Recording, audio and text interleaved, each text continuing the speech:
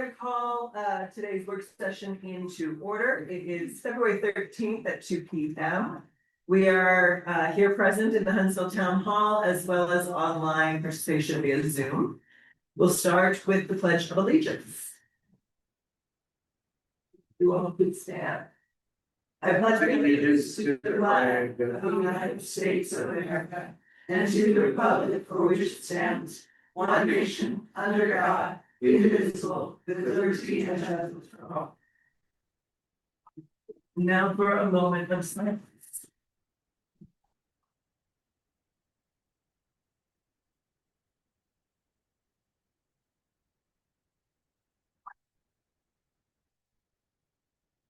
Thank you. All right, in attendance today, we have council members Hoagland, Hickman, Shaw, Dooling Baker.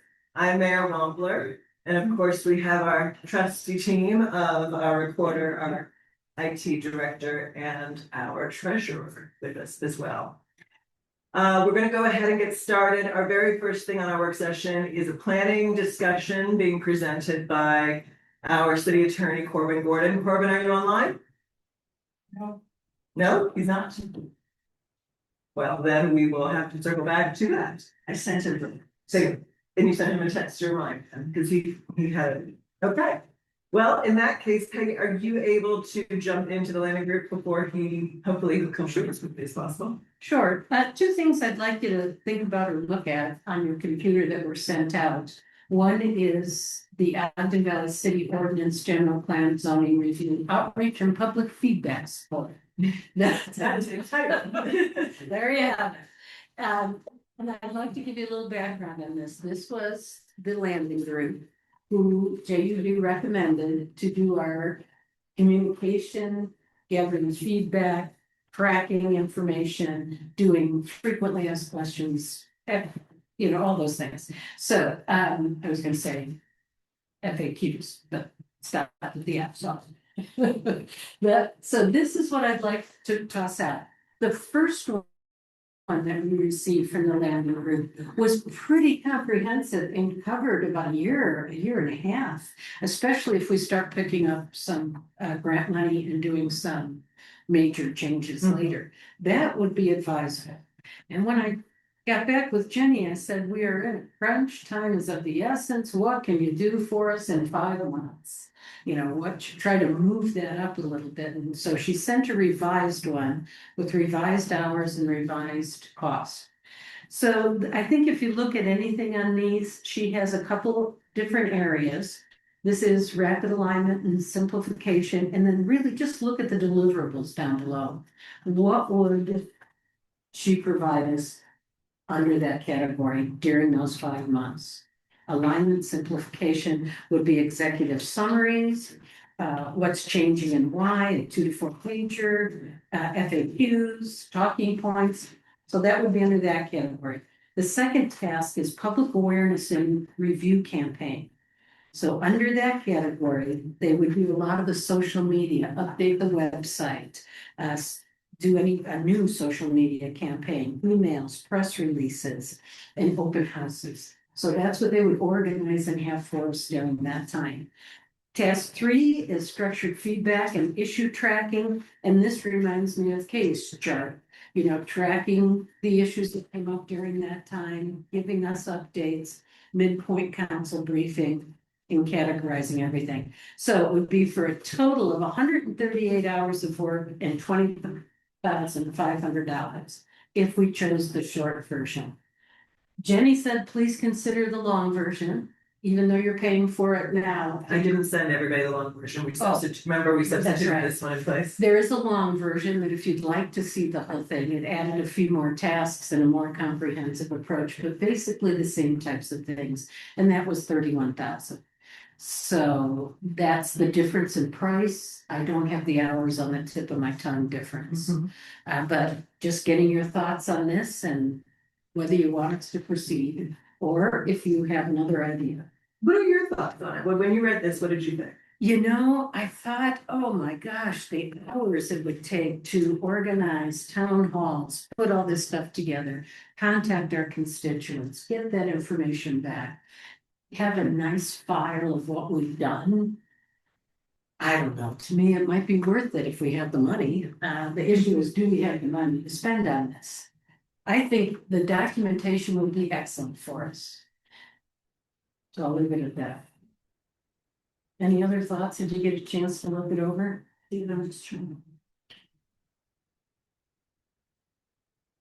I'll get in. I like the concept of using the professionals. Communicating with our constituents, hearing from them on what they want and how they want it, I think is vital to what we do. We can do it with volunteers, including ourselves. I think we would have a more structured, more well-managed process and product if we hired somebody like Landon. Are they expensive? I don't know if they're expensive relative to peers. I don't know. I've never costed them. And Well, actually, the only price difference was when we did our RFP with Sunrise and them, and I don't know, I don't recall if it was. I think it is personally worth pursuing. I don't know if that exact quote is it, but if not them, who? Yeah, I think is the question. And the who, the only other tool we have in the toolbox is a bunch of volunteers, including us and volunteers within the community. that's one option. We could also get a couple more bids. Are you done? Yeah, for now. Okay. This ties into the finance presentation also, which, as I understand the policies and procurement rules, we would view this as something that you try to get 2 other bids on and see what the comparables are. Just under the public purchasing protocols that affect us. May I ask on that? Okay, I tried to read through those today. Chapter they're not 10, easy. Number 6. Yeah. It's tougher, but I think they fall under JUP, so we have a contract with They're them. on contract. Would that make a difference? I think that they are a related company. I am not sure they were covered under communications was covered under the Oh, I'd have to- RFP and contracts. Yeah. And it wouldn't take long to get 2 other bids. They may be a separate corporation under a corporate umbrella, but they feature themselves with a different name. May I jump in a little bit? Sure, go ahead. The contract as we wrote it with JB, if I recall, and I don't have it up in front of me, said, please do the work in accordance with the proposal you gave us, and the proposal they gave us included the landing. So whether or not we want to go seek others and get Sure, I would suggest More we bids, we is that have your question? questions. People review this and see how they would do it. I'm sure he would do it, and that would be good. We might get a linear proposal, you might get a proposal or 2 that would say this is fabulous. So, and obviously they have an advantage by being a sister company in JP. May I jump in on that point? You know, I thought about that also, and with our urgency. And this is a 5-month plan. If we go out and take another 3 weeks to get bids back from people. So just FYI, whatever you want to do, I'm not Sure. sold on anything. I just think a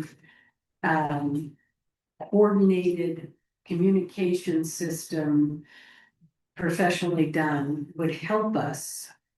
Having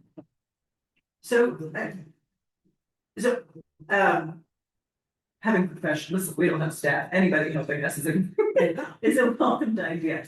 But, communications in this valley has always been a difficult thing, right? So we're already putting things in the paper. So that's, that would be something that's already being done. Then, if they're gonna do it for us, it's not that different than what we're already doing. Social media or email campaigns. We do have volunteers that have been doing things for us in that regard. So we do have, maybe they'd be the ones writing the text, which I think so far it's been us writing the text and then volunteers send it out. We do have to, by state statute, mail out notices to every homeowner when we're going to be voting or trying to pass or for public hearings, I mean. So that has to be done regardless, which by the way, wouldn't be included in this cost, so when you're considering if we have enough money, we factor that in. Which isn't different than if we hired a different person, or if we didn't hire anybody, we still have to spend that. But just so that you know, it's not 20,000, the whole project is now. Whatever it is with JUV plus this, plus the cost of whatever we're gonna have to pay anyway. So I guess I wanna kind of pick through, we don't have a city website, Facebook or social media entity at the moment.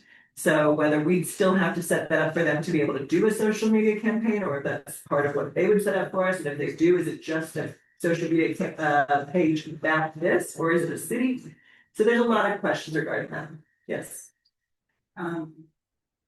What this is a Cadillac plan, which is good. It's a very important product and project.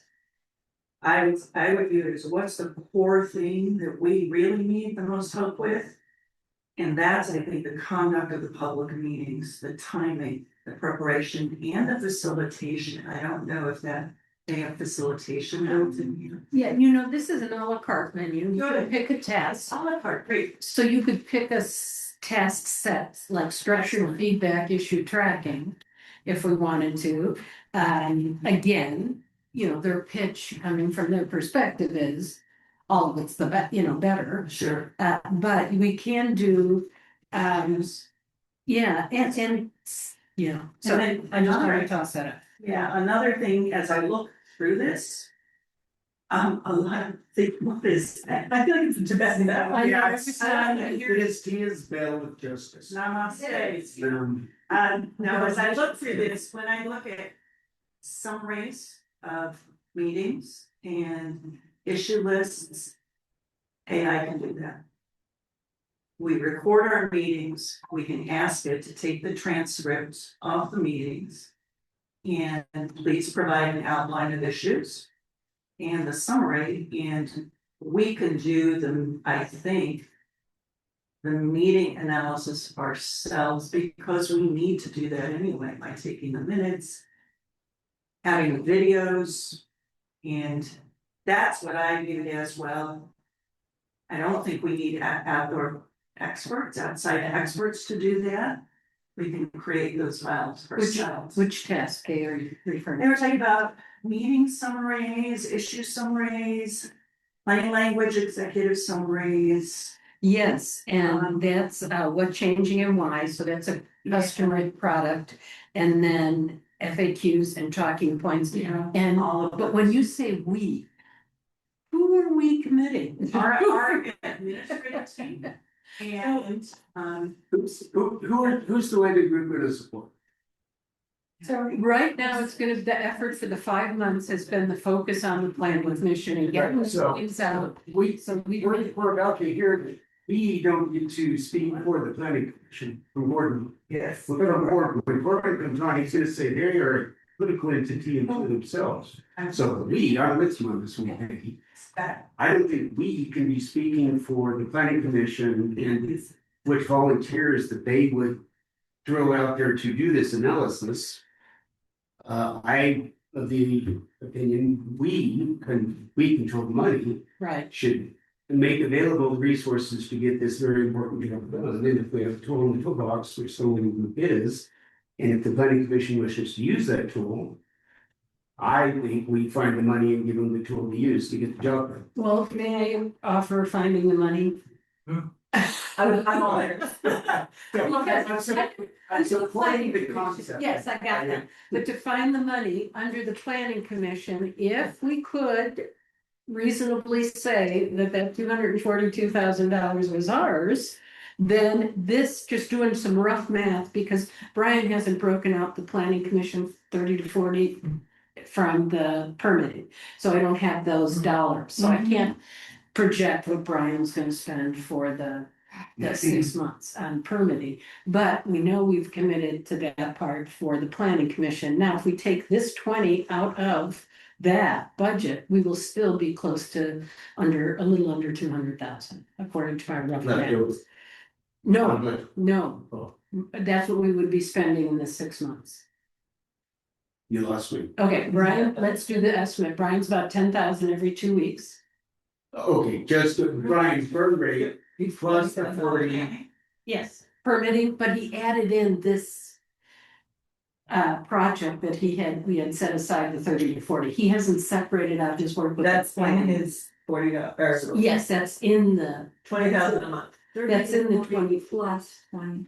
Not the That's what I whole, thought it was. yes, but not the whole 20, because as I went back and looked at his billing, he put the planning commission, the In two there. tasks together. So we're asking him to split it out from now on. So I really don't have what the permitting is gonna be for 6 months. And again, these are rough numbers, but I don't have that. We do have the 40,000, ceiling there, and then we'd have this 20,000, and then what the permitting cost is for that. So that's why I think these numbers are so high, because under planning, there's a lot of that code enforcement's gonna go under there. Yeah. So we gotta leave money back. Factor in that you now have I forget his hourly rate, but $250, $300 an hour attorney that is now working directly with your planning, and that adds up So very. we gotta pull that out of there. Well, I was That's very very- pleased to see Corbin's billing. He was very, I've been kind to us. That's like 2 months billing. Yeah, and he was very Monthly kind to balances. us. Yeah, so I think So if we have to take the attorney fees, it doesn't come out of the administrative budget where the attorney fees That's are.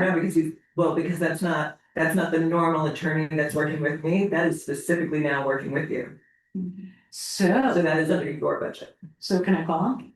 Yeah, well, it's your budget, yes. I'm kidding. Yeah, it's 100%, yes. Before, he was not working with you all, but he is now. No, but thank you, what you're saying is, Brian's routine burn rate for permitting and planning stuff, not planning commission stuff, is around 10K every. So far, but this is just our beginning snapshot. He's only been hired 3 weeks, so I really can't extrapolate that out. If we assume it's 20,000 a month, that's 100,000 for the remainder of the fiscal year. Mhm. Plus 40 for planning commission support, plus 20 for, that's 160 at 240. Okay, give it a little push. I said, no 160. more than 200. Well, no, I'm at 160. Yeah, I know, that's what I mean. So there's 80,000 left, Well, let's go 200. plus attorney, because It's so gonna. there's, we're at 180 now, or 190, rounded up to 2. Yeah. That's But about. that assumes that when we come out of the moratorium, that we're at steady state with Brian, but that'll probably ramp up because there'll be way more permits to grant. We expect that, and we would need to hire, not hire, but have him have up ready a few more planners to address the influx of permitting requests we're gonna have. So we'll plan for that, but I was just trying to wrap my head around Mhm. the money and not spending it. I think you need to spend what you need. Basically, what you need. I caution again against. Over reliance on budgeted amounts, I don't trust those because they're pure estimates. And I would look at this from what's our baseline and what we need, not how much do we have on that line in the budget. And with that, given the flexibility and given that this is all a part. I would look at how do we want to pare down this to the most important stuff? Knowing that we're gonna go through another cycle of planning once we get it right. And I think. Off my really preliminary read of this, the most important things are. Helping to schedule those meetings, facilitating the meetings. And helping to advise on our communication strategy. That they need to write everything and produce everything. And do summaries. I think we can do that with volunteers. To do the actual writing and distribution of the communication. My only struggle with that is we're not getting the volunteers we need. Now Kathy is here today, but for the planning commission, she can't continue to do that. So we don't even have a technology volunteer. So just keep coming back to that. I need to define who the we is before I can tell you what I Yeah. can recommend. We can tap into Jeannie, we can tap into the writers that she is now using for her newspaper. But we also have the list of volunteers with accumulated, a number of whom were interested in helping with communication, social media and the like. So I'm not talking about the tech volunteers. No, I understand. I was Yeah. just showing you that as an example that I'm having a hard time getting volunteers. So if you want to take on the communication piece and do Makes that with his team, then I think that's a Yeah. great way to start. And then I would love to work hand in glove with them because they'll consult with them about what's this form of the communication piece. Excellent. Go ahead, go ahead. Can I say something? Mhm. For the Huntsville Planning Commission, they have one volunteer that supports them. That does both the clerical, the clerk, the recorder, and all of the IT support in one person, not two. Just to be aware. Yes. So. Do I hear volunteering? I no, you didn't necessarily hear a volunteer, but we've had the luxury of having two people Yes. each time. Whereas, they've been, and granted, they are steady state, not brand new like us, but, Does that have any, like, would it change considering that our population is a lot higher than the population? the support is the support. It's doing, setting up the meeting, it's doing the notice, it's the support requirements are the same regardless of the size of the city. So, Corbin has joined us and. Yes. Hi, everyone. So what I'd like to do to be able to put this agenda item, to close this one up, like, so what at this point would you need to see from us? Cause it sounds like there's some discussion in the a la carte and peeling it apart and things like that. So I don't think it's a one and done, so we'd have to come back with more conversation. Is that Yes, and fair? what I would like is what tasks would you like them to do? I could connect you, do it via email, so you have emails and chat with them and see what we could pare it down to. But the other piece of that then is the commitment that somebody will do those. Sure, things, right, you of know. course, yeah. Can I ask on these deliverables, are we looking for people that will deliver the things they're saying here? Like they're saying authorized database system? They say that they'll do it. Yeah, they say that they'll do it. If we ask them to do Break that. it out. Oh, I see. What is it we want them to do? Right, that's the conversation that needs to. And also, looking at the longer proposal, there may be some nuggets there Yeah, that we wanna, let's work together. on this. absolutely. And like I said, the two things I need is what pieces you want to go forward. Absolutely. And who's gonna do those pieces, because with the planning commission, just getting started and their focus has to stay on the work. I can't ask them to look for volunteers. Oh, no, That's what we should should do that. Yeah. And then- We're about to be told that we're supposed to separate Well, ourselves don't from. pick on planning that. commission, So that's not. Tina's got a question, and then I'm for gonna the go. cash. Go ahead, too. Good, sorry. No, you two are talking, but will it come back to us? You bet. Yes, because there's money to be appropriated. Yeah, but then that hopefully brings us to the finance question of how do you go about approving. Which we'll also do today. So, and this, if that's all right, we're gonna move back to our, the first item on the agenda. So, we have our city attorney Corbin Gordon, who is going to talk with us regarding, planning and land use. Yes, thank you, Mayor. In discussing with the mayor, we saw a need to do a little bit of training on the planning commission, the separation of the planning commission from the city council, and just what the appropriate roles of everybody is there. In the beginning phases of this, when we were trying to get the planning commission up, there were some of the city council members that were helping, which is understandable. We now have the planning commission up and functioning. We had our first meeting this morning for agenda prep, and so we've planned out for the next two meetings. I feel very good about where they are and where we're headed. So we've got appropriate staff helping them right now, and so that's a very good thing. One thing that I did want to explain is that the planning commission is an independent commission. And it has its work to do, and then you as city council members have your work to do. And so I think in some of the beginning phases of this, there was, just folks in the meeting, everybody's talking, doing things, not a problem, but on a go forward basis, we need to make sure that we allow the planning commission to do its own work. It is independent. City council members can go and sit in the meetings, but from a go forward basis, it's probably not appropriate to have, commentary or those types of things. Let them do their work, and then you will get their recommendations, and you will have full opportunity to analyze, agree with, disagree with, and hold your own public hearings. And so I just wanted to do a little bit of training there, and just kind of emphasize that I feel like we do have them up and running now, which is a very good thing. And they have a lot of work to do.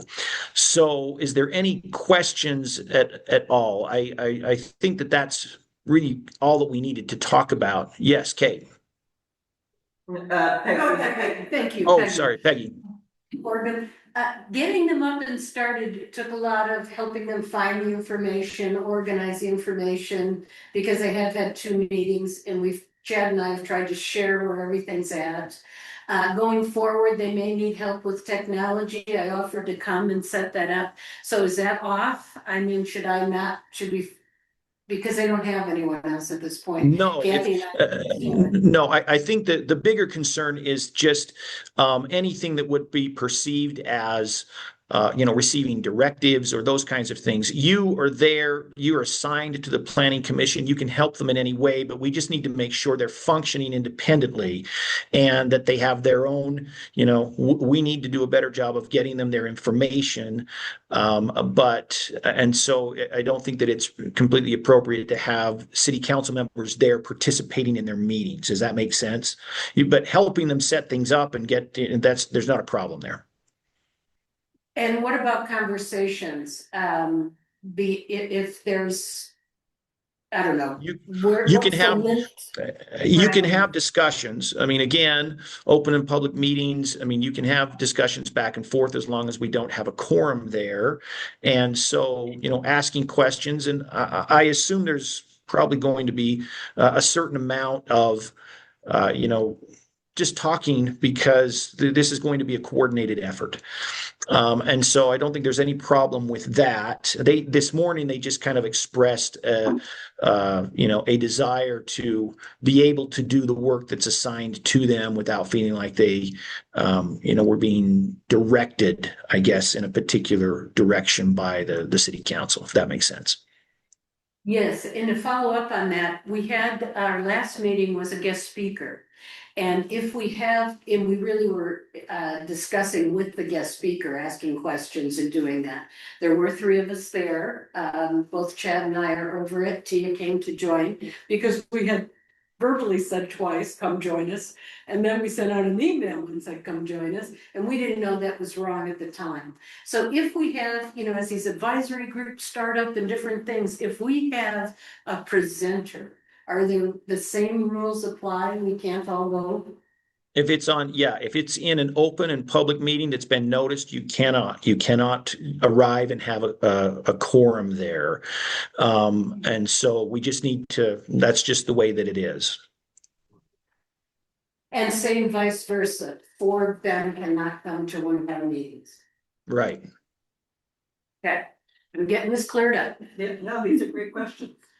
Okay. I'm trying to get some slicing and dicing of this relationship, and it was an early question I had. From whom do they take their direction?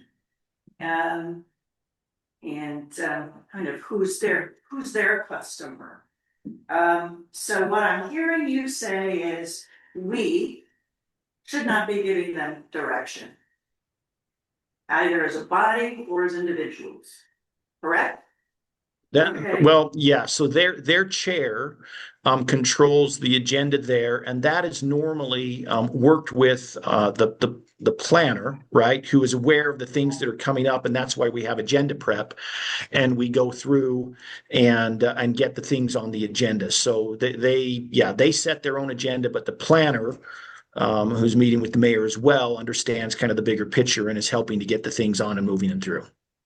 So, and then that was my next level of questions, just watching the Weber County Planning Commission as it used to exist, it's for the valley. And watching the planning staff there, the planners came to the planning commission and said, here's the proposal, or here's what we need to get done. So the planner kind of sets the table for what needs to be accomplished. That as is correct. staff. Yes. Okay, and here we're somewhat unusual because we're in a moratorium. The planners are usually bringing proposals in. Here, the project is ordinances, general plan and zoning map, but that's what he's bringing to them and to support them. Okay. Yeah. So, for their meetings, we can't attend. We should not have a quorum of folks there, but we can attend as individuals. And it sounds to me like we'd also want to really be cautious about our own personal comments, even if they are personal. Yes, Okay. yes, you'll get your opportunity. I mean, really, at this point, you'll get your opportunity as a city councilor when it comes to you. So just wait, and you're going to get your say at some point, but they have the right to consider and do what they need to do and make their recommendations.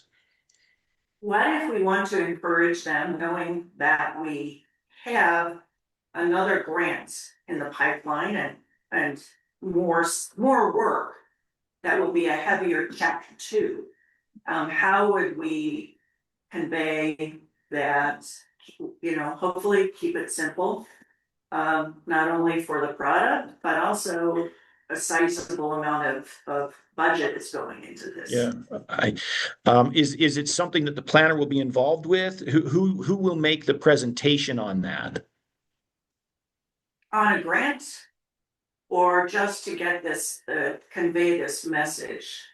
Well, no, like ultimately, yeah, the grant, who in the meeting would be in charge of that? I mean, so I think there's nothing wrong with communicating and saying, hey, you need to be aware this is something that is important. We need to get this on an agenda and moving forward. Someone needs to be aware of that, and then they can talk to the chair, and I'm sure that it will get on.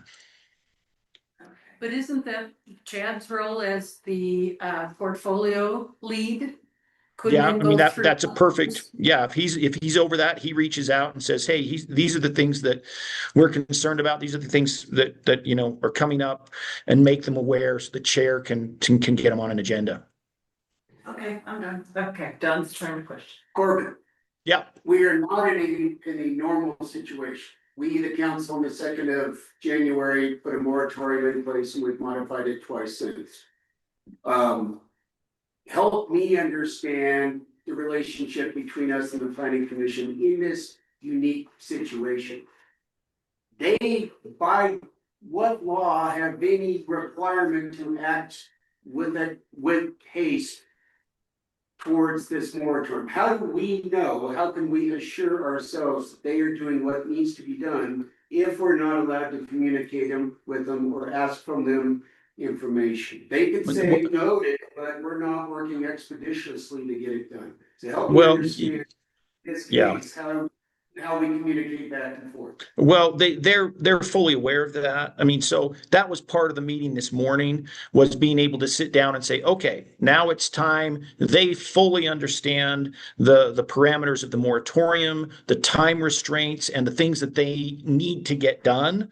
And certainly part of what I'm going to be doing and helping them is saying, these are the timeframes we have to work with. You have to get this done. You've got to make recommendations.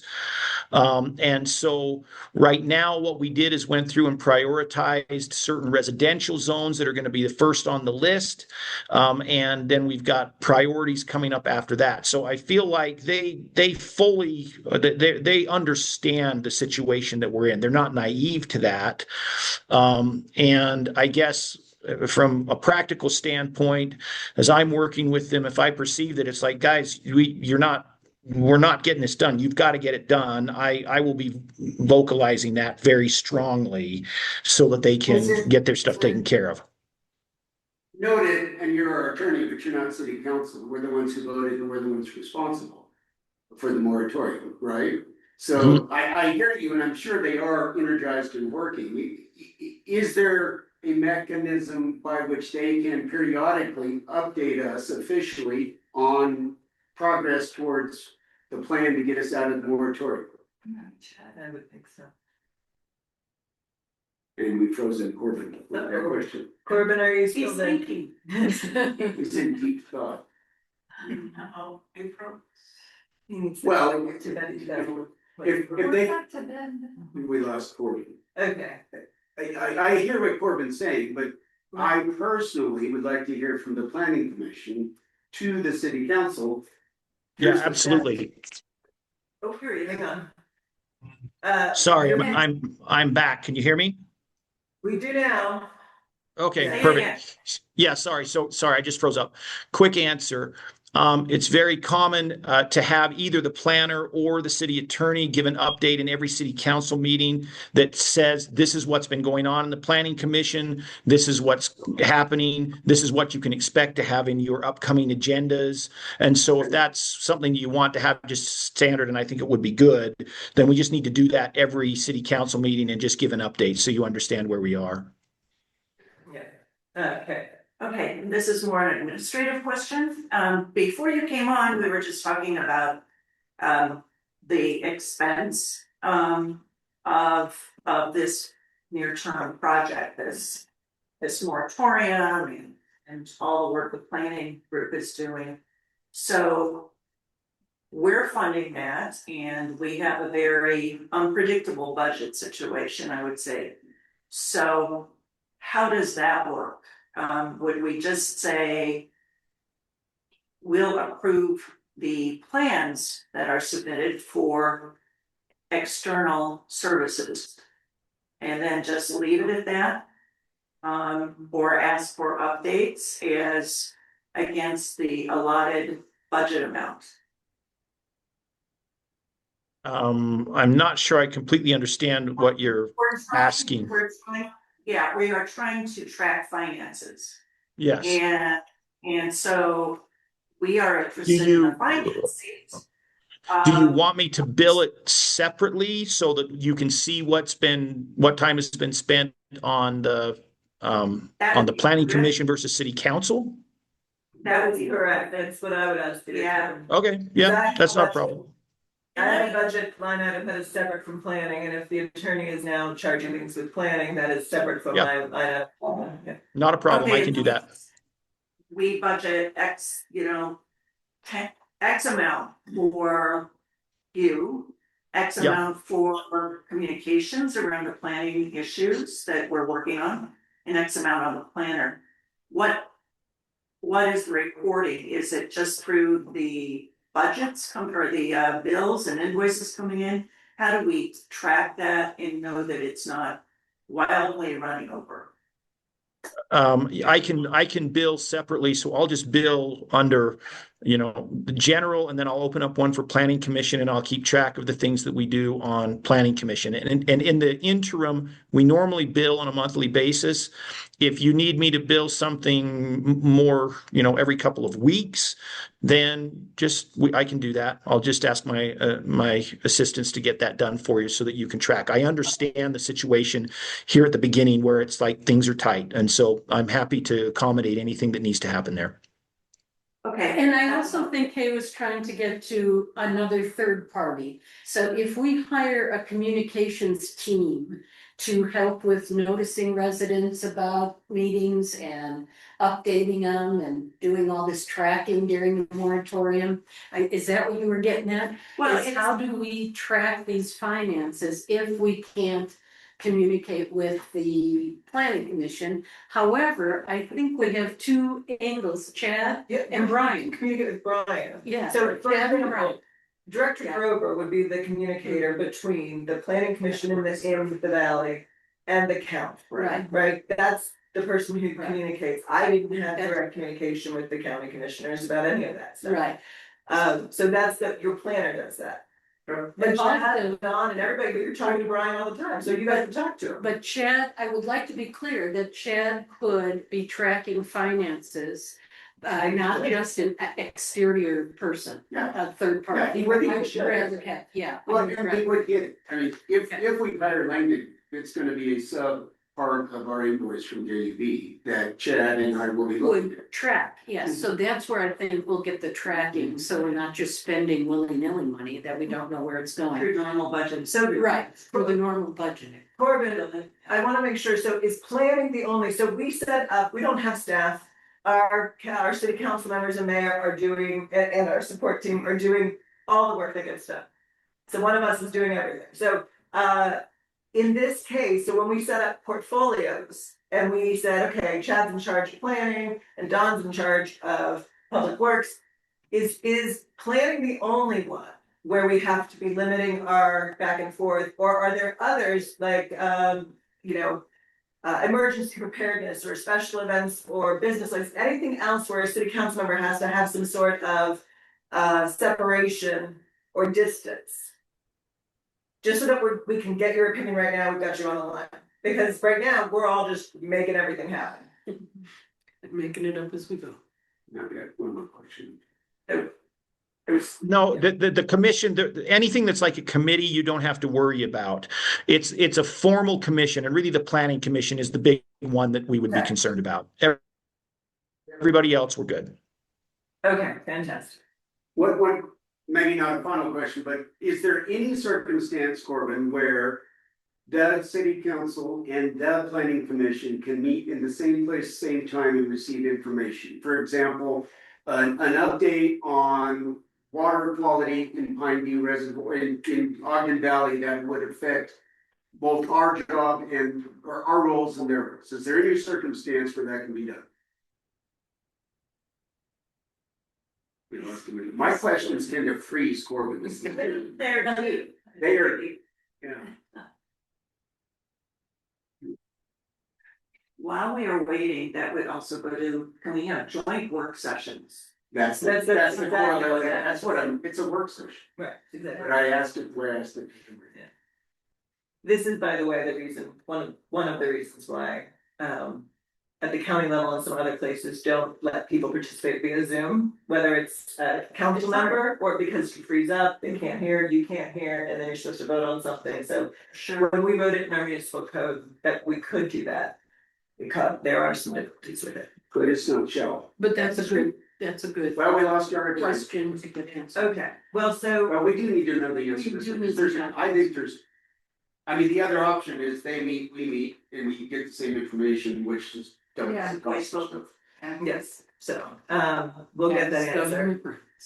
Were there any other questions that we wanted to think about for, because I think That's the one question. that was your last question. Do you have any other questions regarding how this works and whether you can go to a planning commission meeting? We can't all go, or can we go at all? He said you're allowed to go and sit. Just sit. Just understand that, and you know, Peggy had a taste of this before.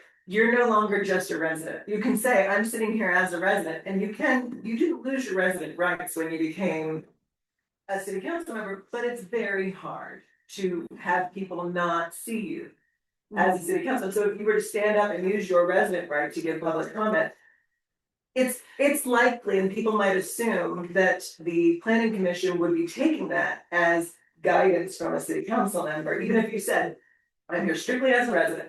Chances are there's, and then you got problems. You brought up a question in my mind. That's what I'm looking for.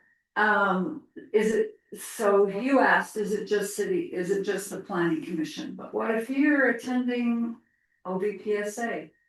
So, so this is just about commissions. The commissions do make decisions and give advice that have to do with value and money and things like that. They don't actually make decisions. They give advice to the council. Which would make it very much a circular, closed circuit thing. If we're giving them the advice to then turn around and give back to us, that's not really them giving us advice. Yeah.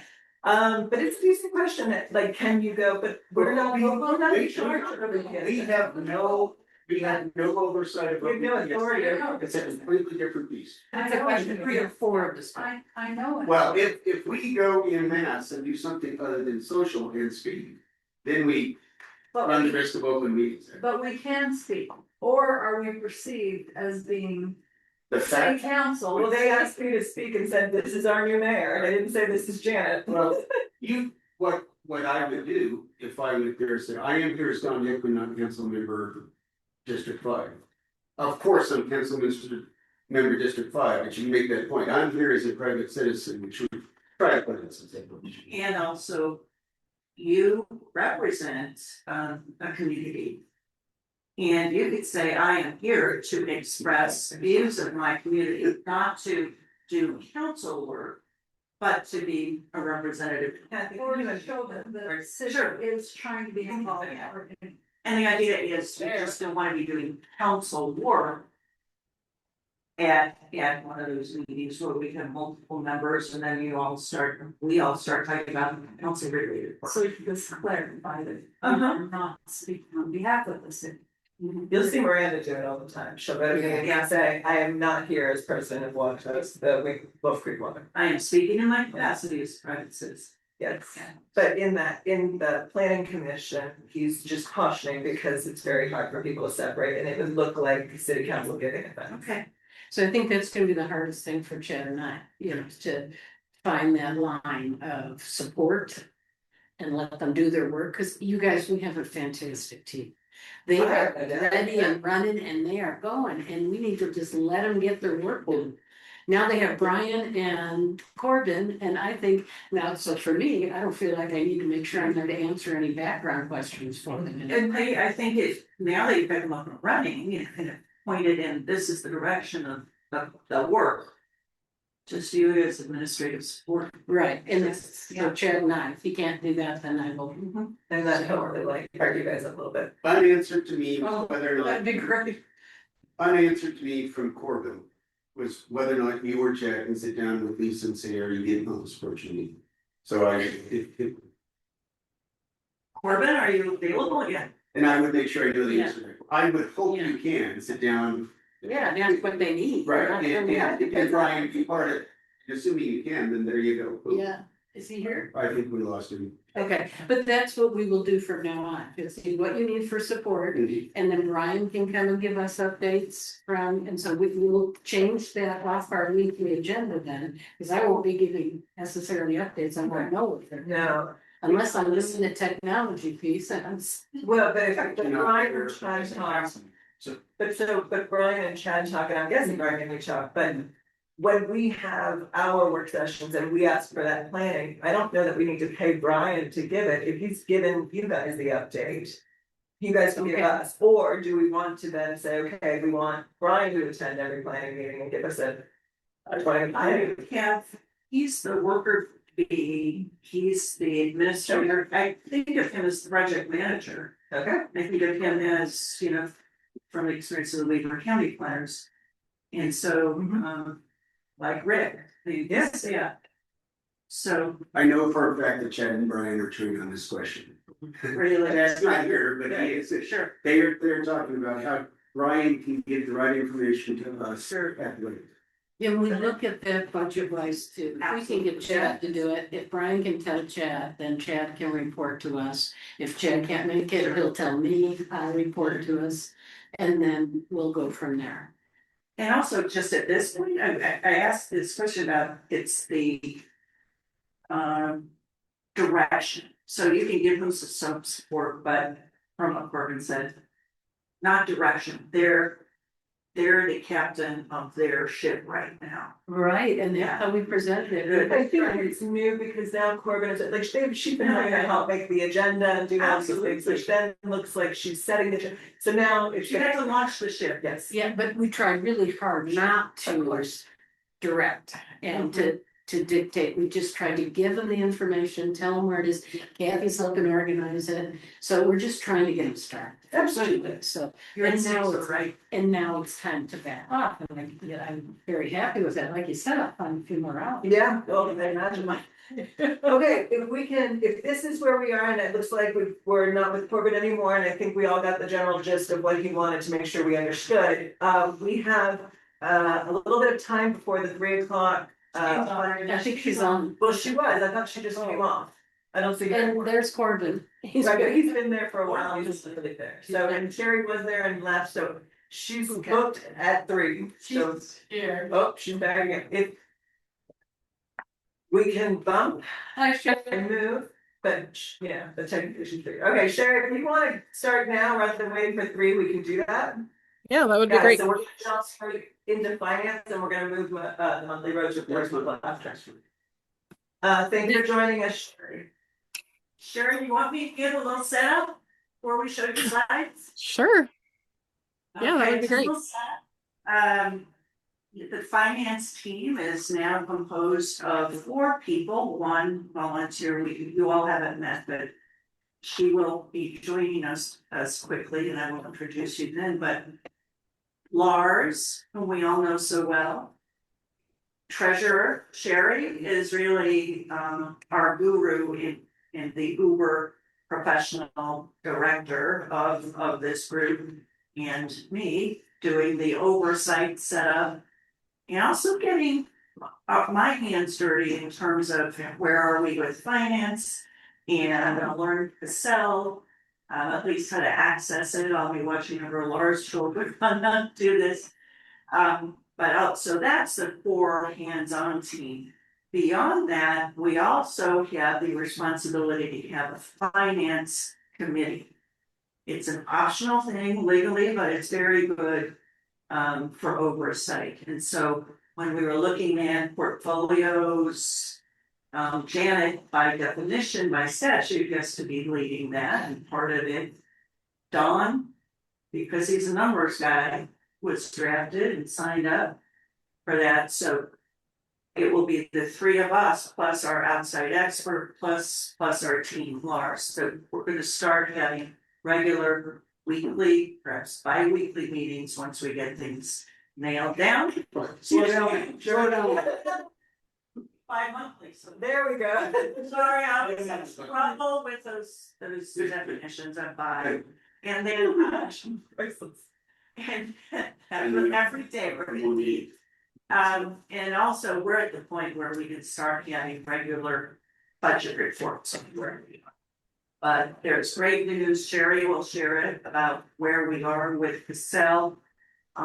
We've got money starting to flow, both in and out. The other thing that's gonna be really part of the focus of the presentation is tying into 2 pieces of policy that we are hoping to adopt in resolutions on Tuesday. And they're very elemental. It's the general finance policy that has important things like spending authorities and process. And then equally important is the purchasing policy. Because there are some very tight rules about how you go about purchasing and bidding out for contracts. That's in the very hard to read in dull somewhat policies that we went through, but Sherry has put some of them in a little bit plainer English, which you will see on Tuesday or before the vote on Tuesday. We're seeing it today. She has a few plainer language things that we're going to insert. But we wanted her to talk about generally what the finance team is doing and also the importance of these policies and what we need to look at in them.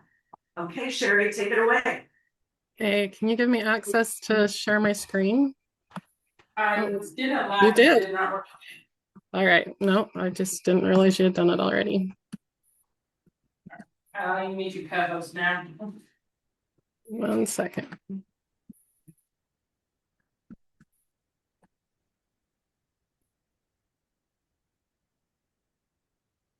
All right, I'll try to get through this quickly because there's a lot to go over. There's exciting things happening. So today I kind of want to go over why we're doing all this, some of our financial procedures, our purchasing levels, our processes, and then also kind of tell you who does what on our team. So a lot of times with government, you hear government waste. Why is there so much red tape? There's another way to think about it is all these rules are kind of put in place so that we have transparency and accountability, and also so that we can keep that public trust that's really important, and checks and balances. So when you go through some of this and think, oh, why are we doing all this? There's a reason. We want to make sure that we maintain that public trust. So on our comprehensive finance procedures, I'm not going to go over every item, but I'm going to kind of give you a brief overview of everything. And if you have questions, feel free to chime in or stop me. So the budget planning calendar, there's some state deadlines and there's also deadlines that we put in there for the city. Budget comes really fast. We need to start working on it. One thing that's going to be a little difficult this year is we're waiting for those March revenues to come in. That's when we'll get both the local portion and the state portion of revenues. So those will really help us with the projections. But right now, you guys can start formulating your ideas for projects, for expenses, and start gathering that together. And we can start meeting to go over those items. For deposits, let me go back.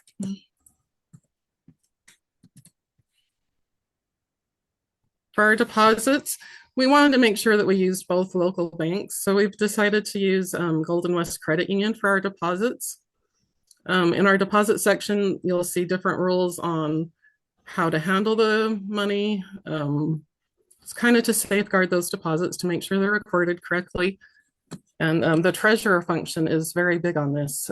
She helps make sure the money goes where it's supposed to. She helps account for it. There's actually a deadline by the state that we have to get it to the bank within 3 days. With accounts payable, this outlines the processes for those.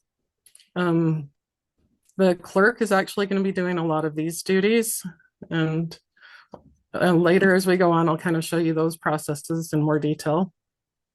The purchase card, it's not a preferred method of payment. And I know it's the fastest, it's the most convenient, but it's also harder to track. It's harder to go and find the information later. If you wanted to look up a vendor and say, how much was this when we bought it? It's a lot harder if it was purchased on a credit card instead of through an invoice with a vendor. So we do have rules and guidelines on those. A lot of the state is actually very aware how hard it is to do purchases with credit cards. So it's actually a policy that they want us to have in our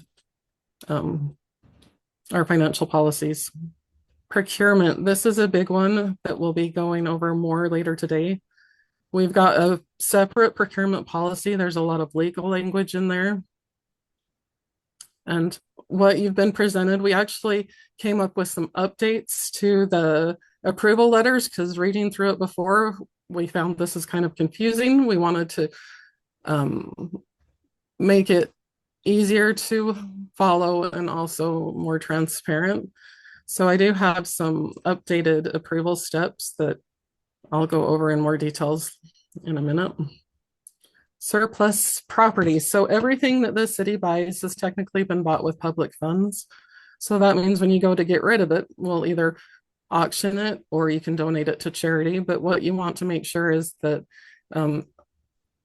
you just don't give it to someone you know. You want to make sure that it's documented where the property goes. You want to make sure that it's as fair as we possibly can be.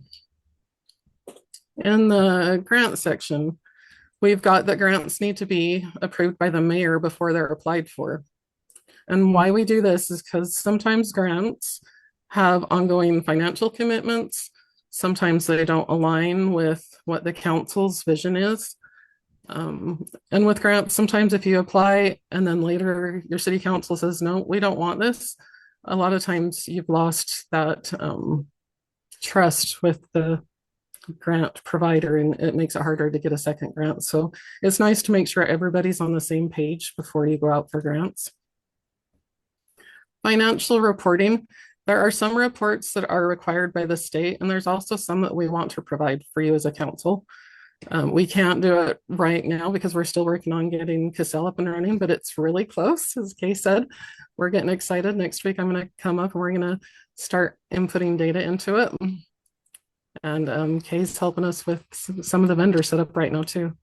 So we will be providing the council a monthly statement, shows you where the budget's at, where you can see the revenues, you can see the expenses and have a good feel for it. And I know the mayor also wants to start doing more public involvement with where we're at financially. So this is a lot. Please stop me if you guys have any questions. Great, you're doing great. Okay, so this is our proposed purchasing levels. When we were reading through it, it got complicated. We put in AI We compared it to other cities. We wanted it easier to follow.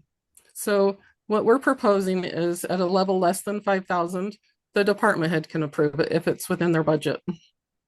Between 5,000 and under 50, you'll need a PO and 3 quotes. And what's a little different about this is the mayor can decide at her discretion if she believes the council needs to see it. And let's see, let me read how I have that worded for you. If the mayor determines that the procurement involves a special project, significant public interest, unusual circumstances, policy considerations, or long-term financial impact to the city, before she signs it, she can say, I want this to go to the council. And then at over 50,000, we have what's called competitive bids. A lot of times you'll hear people say RFP, and that's what this is. You'll have a legally written document that spells out exactly what you're requesting. It goes out for bid. There's a state site that we put it on that vendors are signed up to see. And then those will come to the council to approve. Jerry, do we have forms or mock-ups under each one of these categories that we could follow? So when I did the code enforcement, it fell under, Kate advised me to put it under the PO and 3 quotes, but I was having trouble between a job description and a quote. So I was wondering, do we have or could we create a form that would go along with each category? Oh yeah, definitely. Yeah. That's a really good idea. We can also have it. Yeah. Kayla wants to. Sherry, I'm gonna interrupt here. There is Oh, good. a quote sheet that's available, that we pulled off of the state purchasing policy. Depended to. Which category? The under 5,000, 5 to 50, or the over 50? 5 to 50. Yeah, But we I'm can, gonna say over 5. Yeah, you want you want something as it protects you as well. Yes. All of these procedures are to protect the city, but then also you. Right, and Peggy, that form is similar to the one you said we had with the gotten to you last week to do the same thing. Okay. Yeah. It's really good to have standardized forms too, so that's a great idea. Yeah. Okay. Okay, sorry, Sharon. Just No, you're good. No, please feel free to interrupt. It's a lot, and this is what we're here for, is to get all the questions answered. There's a couple of exceptions to the competitive bids. Well, to all of these, there's a couple of exceptions. If there's ever an emergency, we will put in the policy that, do the best that you can, but if there's an emergency, put the fire out. There is not always time to go get 3 quotes if there's an emergency, life and safety. So that's one of the exclusions. And there's also one that if it's on the state purchasing contract, it doesn't need to go out for bid either, because the state of Utah has actually already did the bidding process. So that's the way a lot of communities will get a truck, or trying to remember what else we bought from that. There's quite a few things on there, even for professional services. So there's a website that you can go look them all up on, but that's another great resource that you guys can use. Sometimes you will also have a sole source. Where Mhm. this coming short lines, Right. but that has to be documented. It just needs to be documented. That's correct. So how do you actually buy something? I've kind of done a workflow. First, make sure that you've got approval for purchase. Kind of go look and see what level it's at. And then submit your invoice to this email, finance@ogdenvalleyut.org. That way we've got all the workflow going to one spot. She can document it. She can make sure that it gets paid. She can check deadlines. And then if there's ever any question, we can go back to that email. And this also helps as people come and go. Invoices for the same vendor will still be going to the one spot. If you'd like a copy of the invoice too, you can always ask your vendor to carbon copy you when they send them out. After the AP gets the invoices, they'll make sure there's approvals documented. They'll make sure there's documentation, and then they prepare what's called a payment approval report. And this is what you'll see at council. It'll have the vendor, it'll have how much, it'll have a description. You guys will approve it, and then the next day the payment can be issued. There are exceptions to everything. Sometimes you'll have a manual check that needs to go out. There's a deadline, there's penalties. And with those exceptions, you will see the purchase still, it will just be after the fact. We try to make those very few and far between, but there are times that it will happen. But the treasurer actually has a really big responsibility in this role. She makes sure that those checks that are cut, that you've seen them, that there is going to be a report and you will see them. So she will make sure that if there is one that's cut, it'll be on the next report. So Lars is really an essential role in making sure that your funds are taken care of. It sounds, sorry, before you move on, it sounds like finance@ogdenvalleyut.org is not actually an existing email address. So in the meantime, if either A, we'll set it up and or B, do we then do it to the treasury at Lars's email address? Thought that we had set it up. I thought we had two, but we apparently have to wait for the clerk to come on board. But I think we need to figure out a workaround. Yes. Yeah. I corresponded with someone and asked them to send it to their end to me in the meantime. Okay, So I'm hoping things won't fall through the cracks. But that's Yeah. just in the meantime until we can get that. Okay. Thanks so for everybody- clarifying that. Okay, go ahead. Thank you. No, I really appreciate you clarifying that. Thanks. So the PO process is going to be a little bit different. You need to make sure it's in your budget. And I spelled that wrong, apologize. And then you need to get 3 quotes. And then there will be a form that you complete. You submit to the purchasing agent. So Kay Hooglin is actually acting as the purchasing agent with her role right now. So if you ever see that terminology, it is Kay that you need to get it to. And what Kay does is she checks the budget again, make sure there's nothing outstanding. She'll check our computer system, and then it will get sent to the mayor for review. And then the mayor has the option to sign it right then, which if it's already been in the budget, the council already knows about it, the council's already talked about it. Or if it aligns with the city's goals, she can choose to do that, or she can send it on to council for the council to review and put on the agenda. And then it goes to the clerk, who will give it a PO number. The POs aren't official until they get a number, and that's how you know that when it's complete is when it gets the signatures and when they've sent out a copy to you. Do you have any questions on that process? I don't know. Okay. I will just say once again, it sounds bureaucratic, but that's the nature of public finance, to make sure you get checks and balances and a paper trail. Yeah. Okay. Well, and the reason we have that limit set at $5,000 is because the city actually tracks capital purchases, and we set it at a $5,000 limit. And having the PO process at that $5,000 limit actually helps us with our tracking of those. It helps us so we don't have to sort through the needle in the haystack. So that's why the $5,000 limit was chosen, was to also help with that. And then just kind of our finance team, sometimes it gets confusing over who does what. Leadership, financial oversight, we've got Kay. Financial operations, Kay Larson and Diane, they're going to be the boots on the ground. They're going to be doing a lot of this. I will be helping with the audit, with the reporting, with the budget, with policies, anything that you guys need help on. And then also transparency and advisory. We have the finance committee, and they kind of give that gap between the council and the public and the financial staff. So I'm really excited to have our finance team. We've been working really good together. This has kind of been a lot to go over. Do you guys have any questions?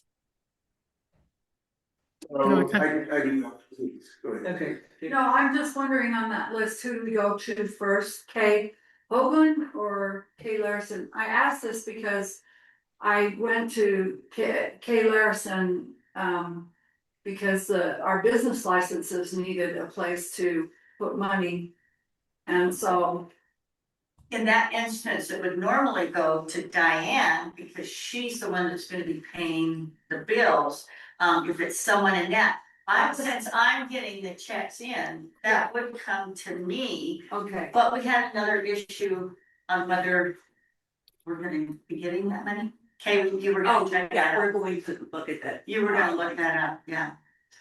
So yeah, you did that correctly, yeah. I okay. kind of think of it as Kay Larson is money coming in.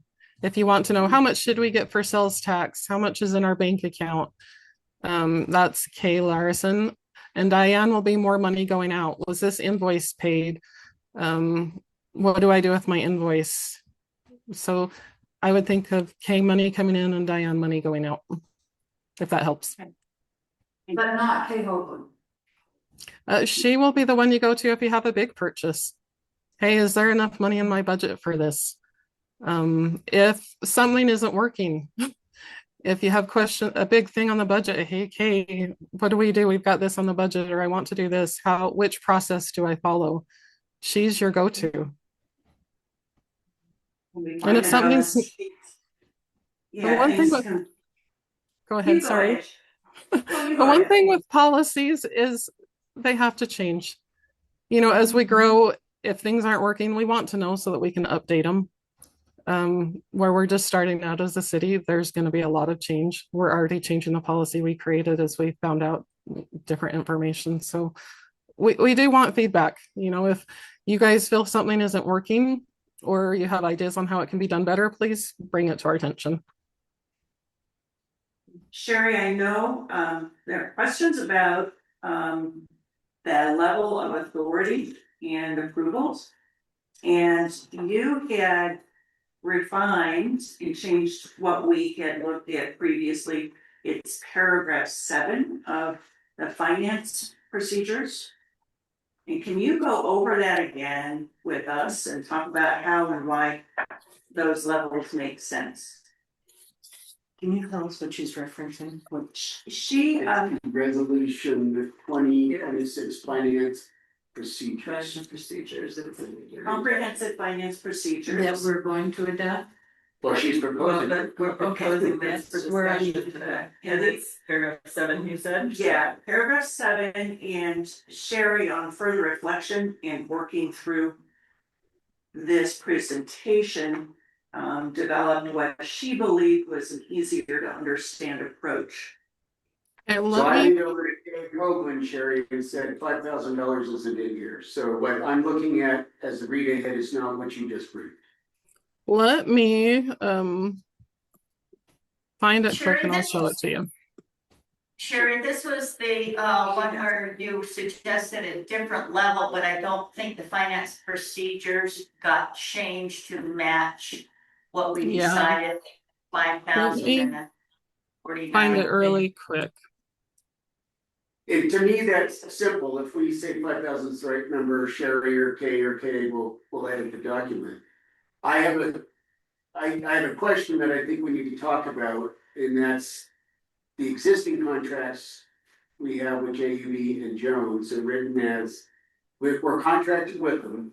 They're written as indefinite delivery, definite quantity type contracts in which you execute as a task order.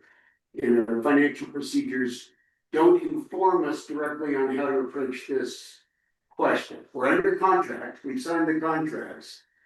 The contracts at the global level probably have some don't exceed millions of dollars. I don't remember what they say, to be honest. But practically what we're doing, what Peggy and I have both done, is we've issued task orders at some level. So we should answer how we're going to manage these in this document. It's not a purchase order because it's already a contract. It's a task order on a contract.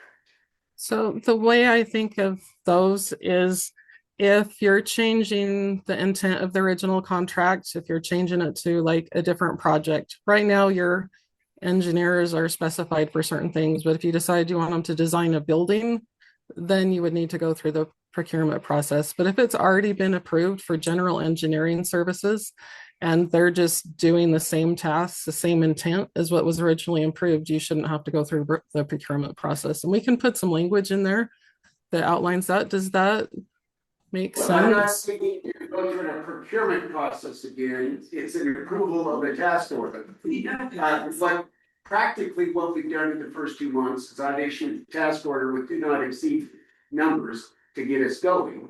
And so is Peggy in the case of planning, and that's how we've executed.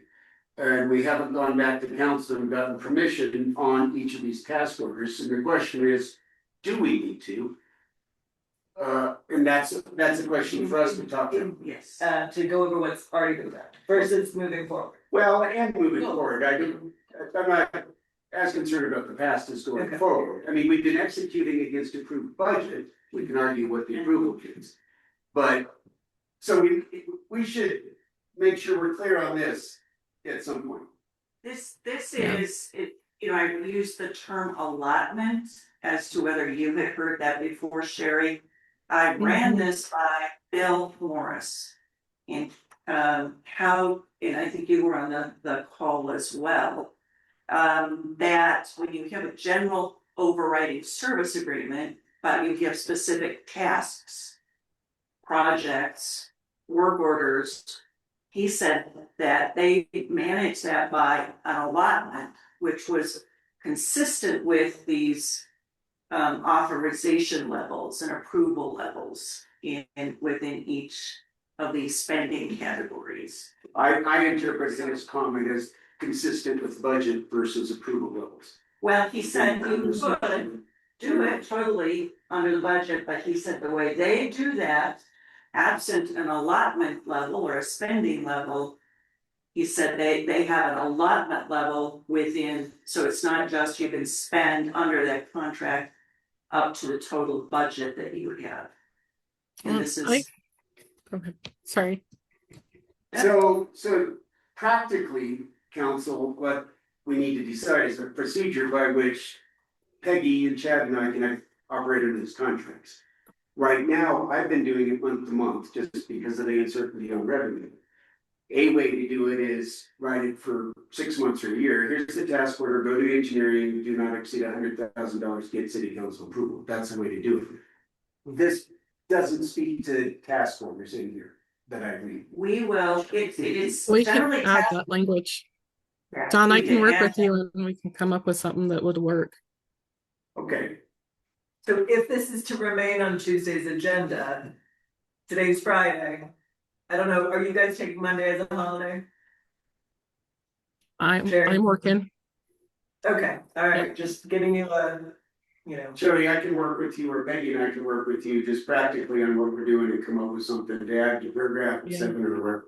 Tomorrow. Yeah, I or don't think whatever. it'll take very long. We don't need to make it onerous, but I think we need to have it in here so we've got a procedure. No, I like it. Okay. just, What Kay Hooglin was referring to before is that on our policies on number 7, we want to replace that language with this language I'm sharing on my screen. This is the more simplified version that I went over in the PowerPoint. It's a lot easier to understand. Sorry, guys. And I've got one more point. We don't speak to interlocals in here, and 60% of our budget is interlocals. They're not contracts. Do we need to? they are contracts. Must be written within budget approved by council. Do we need to sign by mayor? But what is the procurement process for an interlocal? It would be a contract, and it's an ongoing contract, so that would need to go to the council. Do we go out for a bid for a new one? No. I mean, somewhat tongue in cheek. Mhm. Do we need to specify interlocals in here or not? We can put that under the exception category, the interlocal agreements I would do it and can say. be negotiated. Statute, then we just say we're doing it in accordance with Utah statute. Because there's a statute that defines how to do interlocals, isn't there? That's perfect. That way we That cover makes it this. possible. Well, if it's under statute, it's covered by the statute, but we can reference it in here. 60% of our budget right now. Yeah. Interlocals. But, yeah, Just keep it simple, do them in accordance with statute. okay, also, just so you know, we're not responsible for writing all of this, but we did to assemble, the procurement policy is actually, Kay Larison put it together from a recommended form from the state auditor. They have a lot of canned forms and policies to use. And to get the finance general policy, we looked at Midway's, Marriott, Slaterville, and one or two others and combined them all using Copilot. And then went through and as you can see, we're still tweaking on the levels. We found in looking at the expenditure levels, we are different because our council members are actually somewhat equivalent to department heads. And so we had very different levels to look at and develop. And Sherry, thank you for rethinking that as you were putting this together. We will make the updates and edits based on this conversation and circulate it Monday before our Tuesday meeting. I hope if we can do it before then, because I'd like to get it Sure. to everybody before, so they have time to read it all. Know if they're gonna vote yea or nay. Thank you, Sherry, very much. Yeah, Yeah. thanks, Sherry. No, thanks, everybody. Any more Thanks, questions? Lois. Oh, yeah, thanks. Okay. All right, thank you, guys. Okay, we're back up to monthly roads update. Kathy, are you able to pull up the link? Yes, sir. And while I am, council. This will be real quick, assuming everybody's looked at what I linked you to a couple of days ago. Once a month, I sit down with Joe Hadley and his team at Roads Department and go over what was done on our roads, our 100+ miles roads. What we've got is a spreadsheet that Kathy pulled up right now that shows the counting of what they've done, what they did in the month of January. I don't propose to go in detail through it, if you can. Kathy, if you would click on the second tab, go down to the tabs, go one more tab over. Okay, that is in detail how they're tracking all they've done for us. On all the different things that the guys get to do. So the hours are converted to dollars, they have a labor rate and a haul truck versus a grader versus whatever. So the county's doing what we asked them to do in the interlocal agreement, which is track their hours, their miles, the equipment, and the supplies and material costs. The net of January of this year is, unfortunately for those of us who love to ski in the winter and a lot in the summer, there was very little snow. So our snowplow costs are, according to Jared, the lowest he's ever seen. The sum of all that was about $140,000. If you go back to the very first tab, Kathy, the pie chart, what I've asked them to do there, go up just a dish. $297,500 is our contractual obligation for the calendar year 26. They've estimated they've spent $140,000 of that. So what I've asked them to do is just track against that gross number. We know that the way we'll pay the bills is a quarter of it per quarter of that $2,097,000 per quarter. So, but what we're showing here is right now, we're gonna have a bunch of money left over for asphalt season. Of course, March hasn't happened. Let's pray to who that we get some snow. Any questions on how we're tracking this and what? Was there a list on there I couldn't see from here down, the projects they're working on, or just tracking what they completed? So this is not project based, this is them coming out and snow plowing, and then when they get a call for potholes. So if you would go to the second link that I gave. This is not for public use, I'm just showing. That's not it. No, that was me. So if Kathy doesn't get to it, what we have is Riley, who is the smartest person, Joe's smart, but Riley's Riley actually makes things at roads happen, and she's created for us a spreadsheet in which all the calls that she gets for a pothole fix or a sign fix or whatever fix, she logs on there. And then Joe or Jared sends a person out at some point, here's a truckload full of cold asphalt road fix. And so that's how they're managing those level of repairs right now. This is one where if you get a phone call, I would recommend that you have the person call the county roads department, because Riley's doing it. Hi, I'm Dawn, on 500 South, there's a pothole, she'll write it on there to make sure it gets fixed. We can look at the spreadsheet, because it's on our SharePoint, and you can see, hey, did my pothole get fixed? Or you can call Dawn and say, hey, you got any idea that the pothole's gonna get fixed?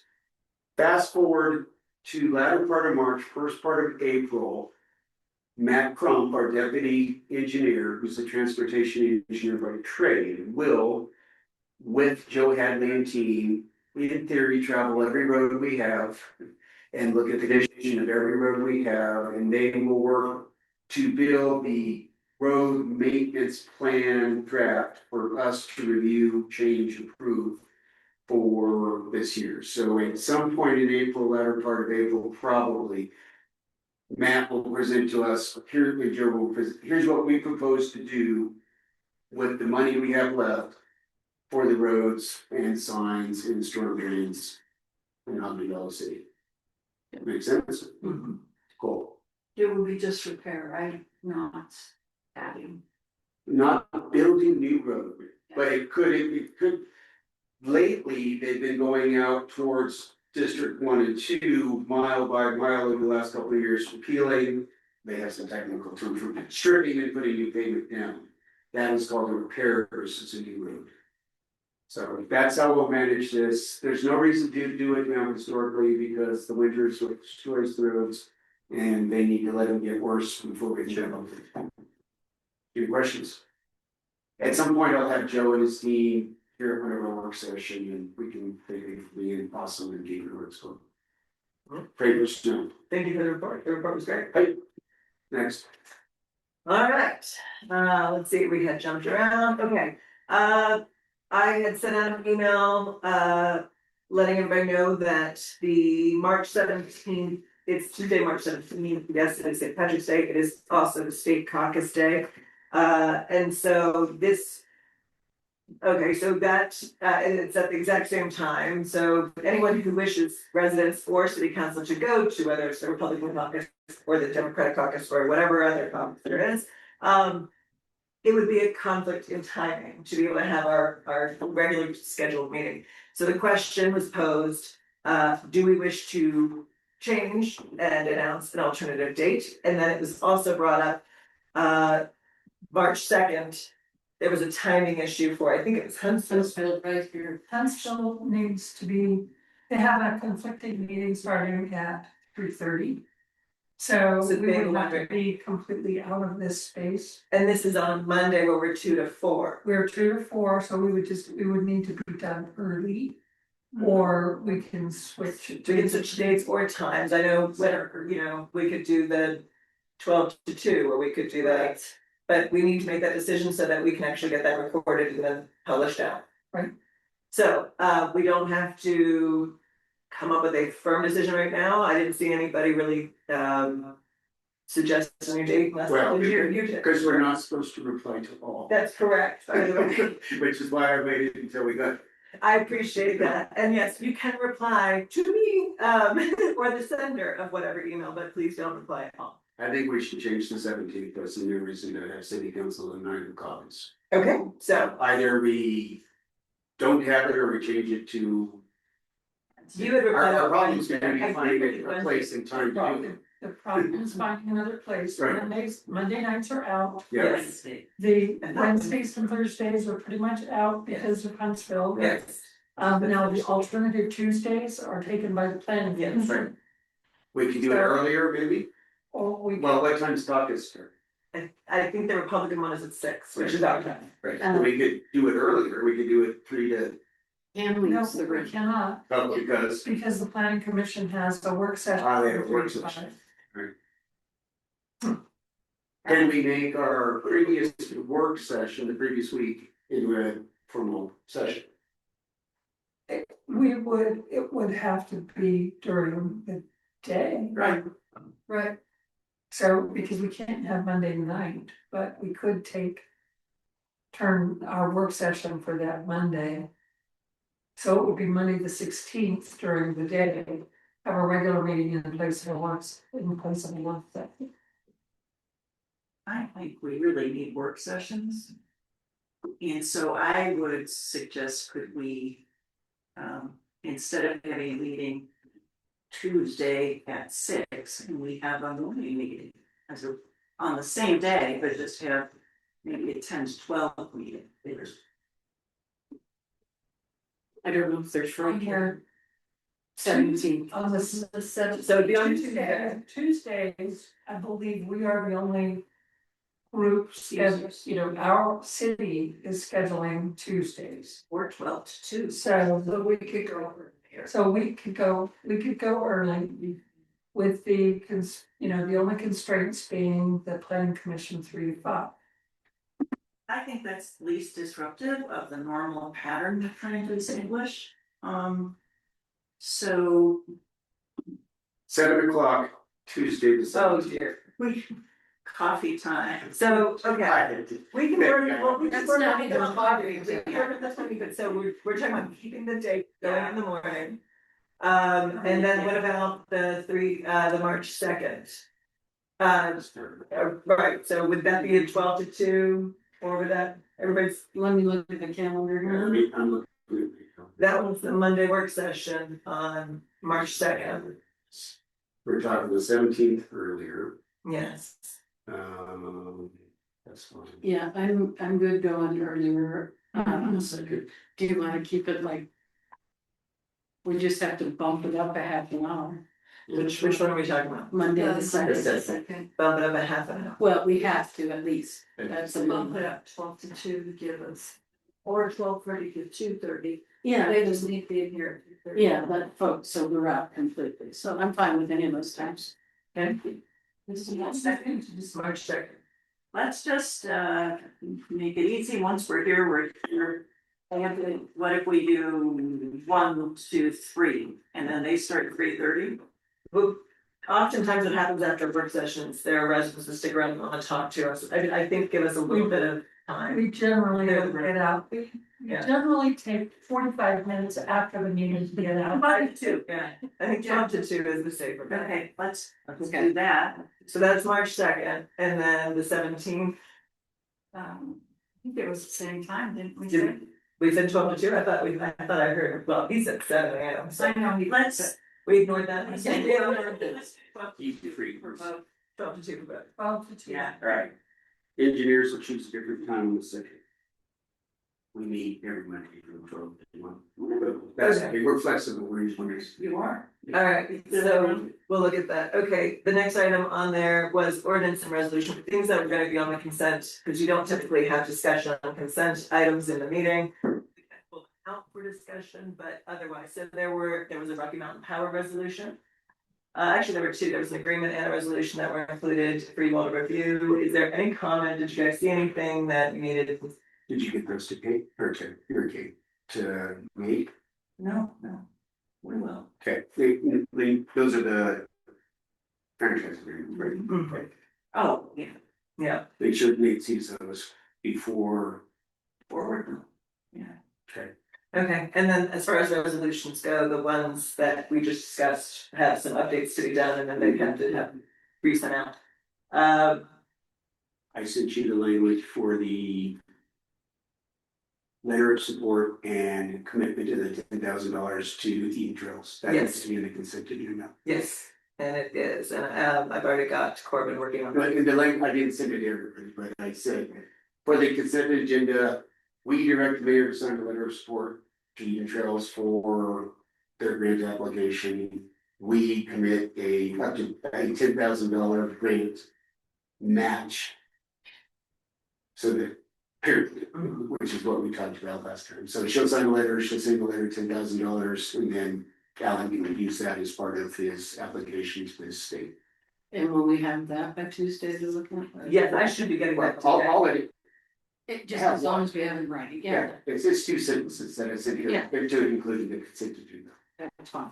I just wanna know what I'm saying, yes, I not a thought of writing a letter. We'd have to see it then. Well, you're not gonna have a letter, direct certificate. Right, that's all we need. But it's you guys Yeah. saying, yes, you are agreeing to allocate $10,000. Should they receive the grant? Yes, we're good, okay, all right. And then what procedure do we go through to get that $10,000? Yes, yeah. Will you add the minutes to the consent agenda? So I didn't at the time when I sent this out, have that under control, but yes, as long as I have them to then give to everybody to see ahead of, I'd like to be able to we'll do today. And I send them, I can send them. You're welcome. To you tonight. That's perfect. When we get that. And we want Yes. to read them. And also, do you have an invoice that you want on the consent agenda from JB? JUB's invoices come the 3rd week of the month, Okay. so therefore we don't, Well, we had one already. no, we don't have the invoice here, we just. Oh, have we the just spreadsheet. have the spreadsheet, the text. Okay, and I believe there's an What? additional port in. You got the one from Chad. You have received it, finance has received an invoice from Chad Rochelle from Civic Solutions. The question I asked if, so let's talk about this one. Civic Solutions and JAB offered us a deferment of payment as part of their contract discussions with. Civic Solutions in the invoice offered to defer until July. So my question is, by putting it on the consent agenda and saying, what, we yearly pay it, must we pay it? Because we can defer these payments or hold it, So so. we must not pay, we have flexibility and we contracted it for. Right. And the other thing I I had, don't think that was the question. His question was, if it's on the consent agenda, these, the agreement to pay these invoices. Do we have to pay them right away when you all vote to yes, approve them, or can Diane wait? And she already has your approval and pay it in June or July. and that was my answer, that it's approved for payment, but then it can be paid later for the agreement. Okay, got it. Yes, That's what it was So- trying to convey. The other thing I was. so convey that in the language of the consent agreement. Well, do you want flexibility on What what? do we want flexibility, not me? I don't know that we, as a council, need to direct the date of payment, I think. The important thing is you review and approve that amount on the invoice. The contract says there is no requirement to pay. I would look to the finance people to make sure we have the cash flow. And it's a wise thing to pay it now, or is it a wise thing to pay it later? To me, that's an administrative decision, not a council approval I agree decision. with that. The other question I had on Chad's, he was gracious enough in the contract to offer 10 hours, and I think I sent an email. It was my. Pro bono, I did not see your reply, what was it? No, Okay, he gave us 10 hours. We thanked him for his 10 hours. We paid him what he's invoiced back in that. We're not going to pay him for the free 10 hours. And can you remind me what the contract, oh, sorry, did I interrupt you? we can talk about this offline. Okay. Okay. Did we, is his contract in a shared drive? I forgot what we, All contracts were in a shared yeah, drive. what did we say with Civic Solutions? All the contracts are in the shared drive. If that's the question you asked. Yes, because the last thing I remember with Chad was a dollar amount for his time, like $10,000, and then we wouldn't go above that. So I don't know if we. What I've done with Chad is the same as with Jay. Civic Solutions has received that order in January, which this invoice is for. His was not to exceed 6,000, he billed us for $2,947 and change. And that's the invoice we have. Okay. So we should approve to pay it when we pay it. Whenever, he's invited us to delay until July if we want.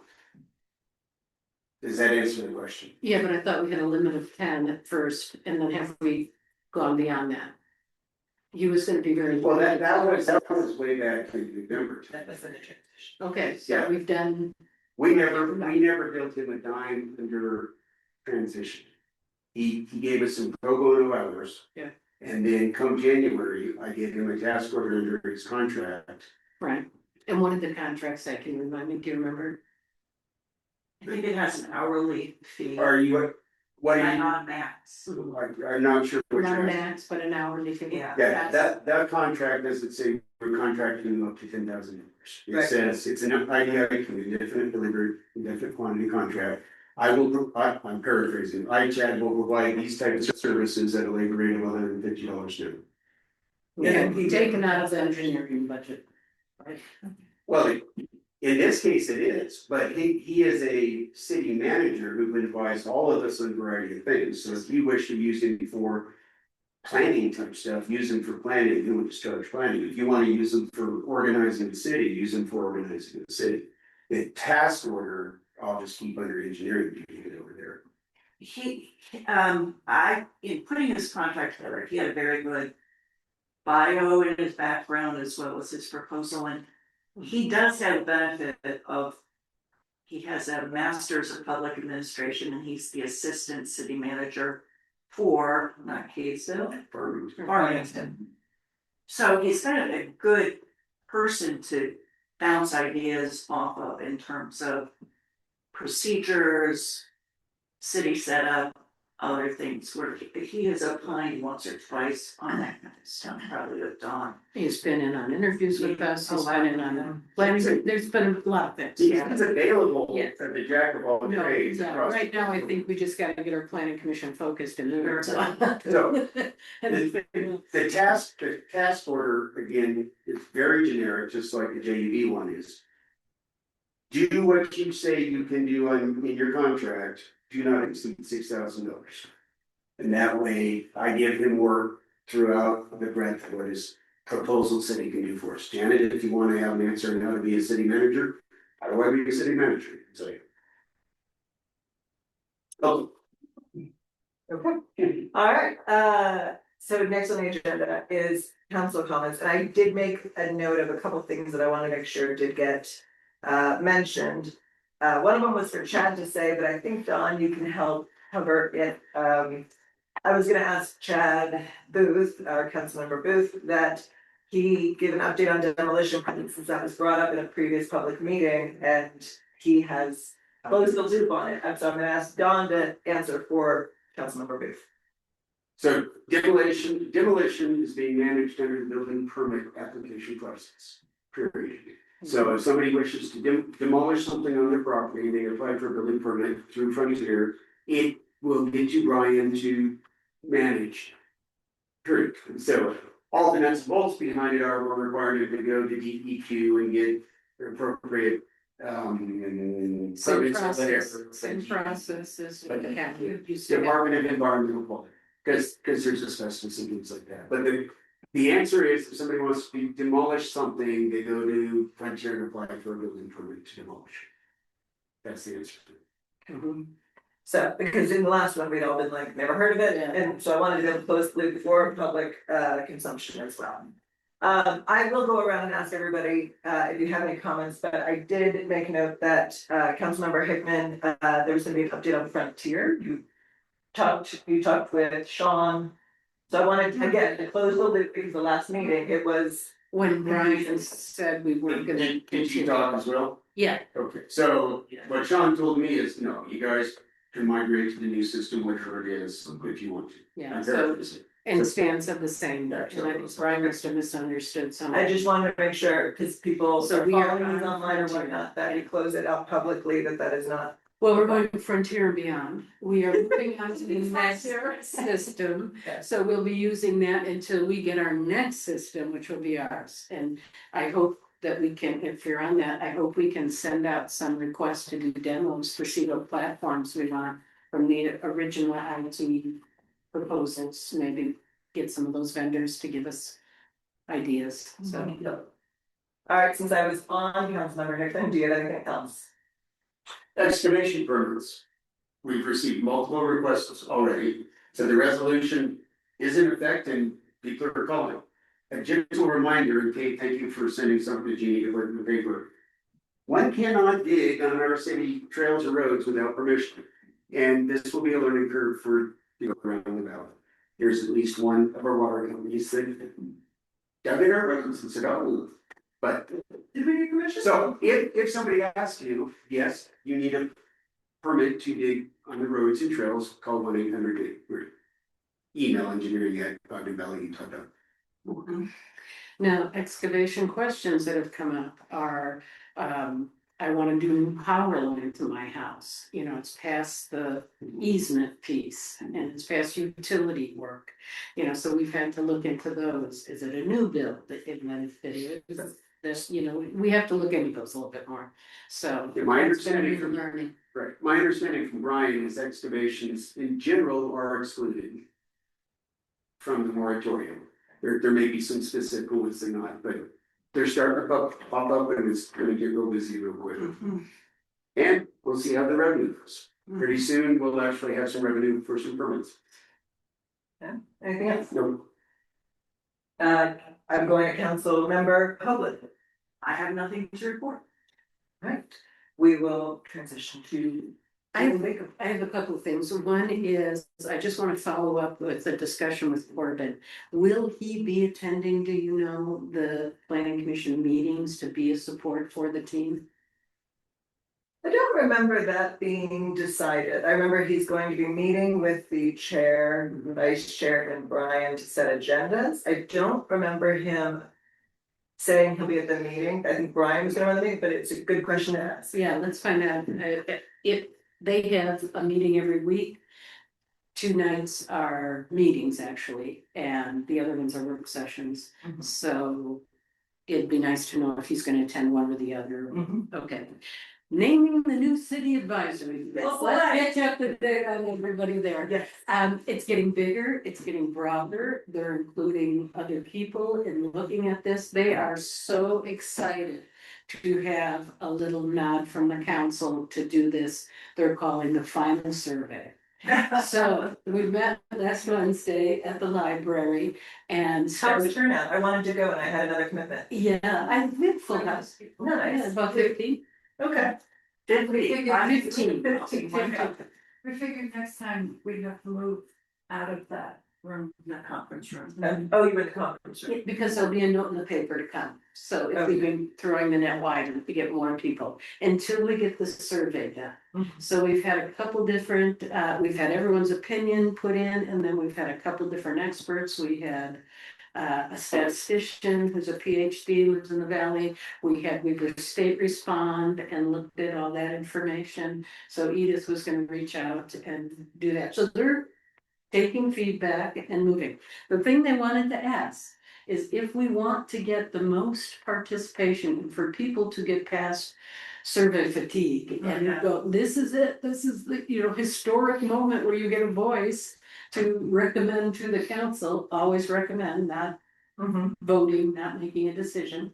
They want to know if we would pay $1,500 for flyers. And on the front would be the mayor's message saying, this is a historic time. And why we have an opportunity to name our city, not change a name, not look at a name, but name our city. So that I thought was kind of cool. And then on the back, opportunities they can do that. There'll be a QR code, there'll be locations where people can go if they don't have a computer or don't know how to use the computer.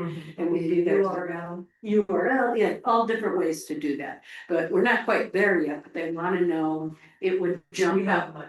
Do we have asking, do we have money? to- Yes, $1,500 we have There to we go. get. So to break it down, I believe this is gonna be an EDO, an electronic direct mail piece, because that's the cheapest way to send anything. Do they want to mail? Tell me. My understanding was that this is to everyone's mailboxes, since not everybody's on, say, Facebook or Right. Instagram, and It's a so it would go to paper everyone's paper. home in the valley. Okay. The approximate cost would be somewhere around 1,500.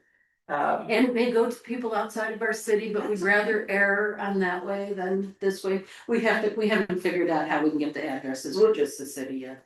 Oh, well, why not just, Voter roll. just like, yeah, the voter roll, just like during the election.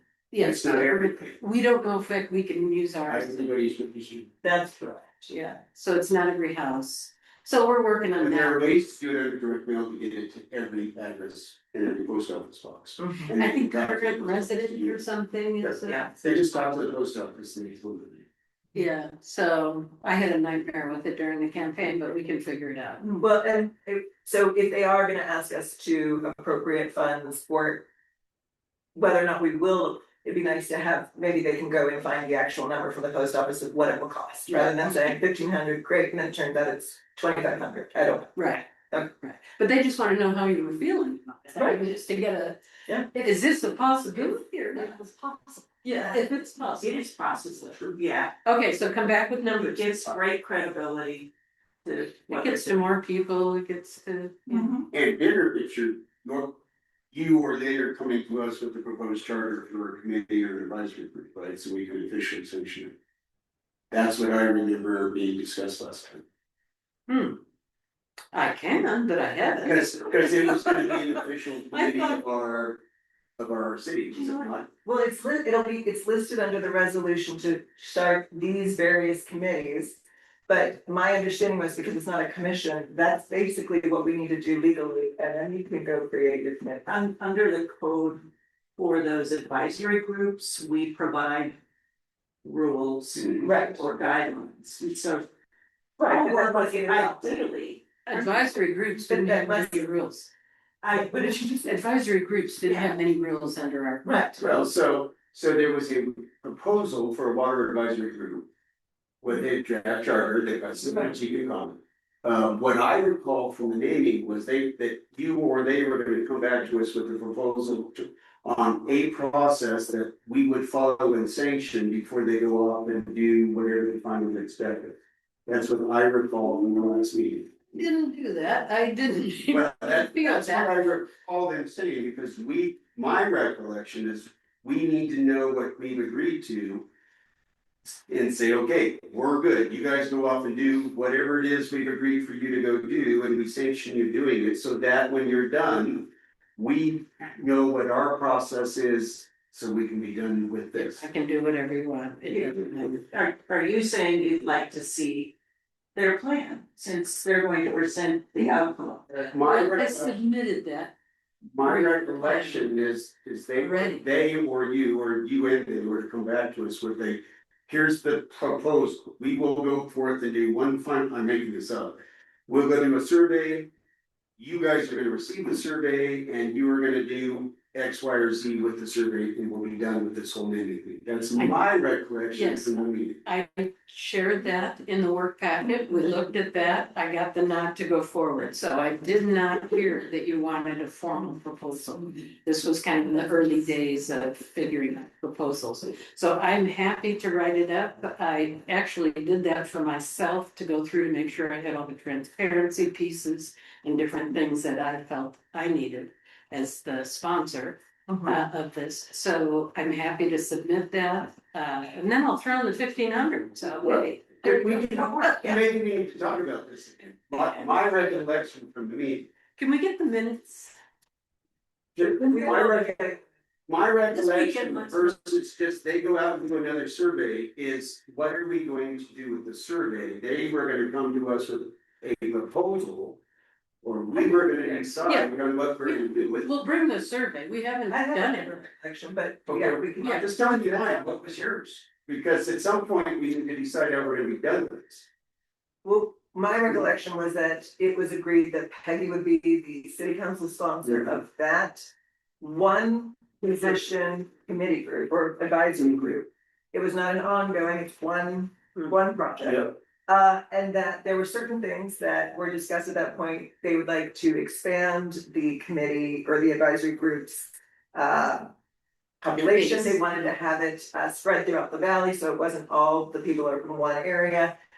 Things like that were discussed, but then it was basically, Peggy would be working with them and making sure that she understood what we all wanted, scientific and demographics and all this other stuff. And that she would report back and update us, but I didn't remember there being a naming group come with a charter and then explain for us to agree to. I thought it was just Peggy is our sanctioned sponsor. I don't know if we need a charter or not, but I do recall.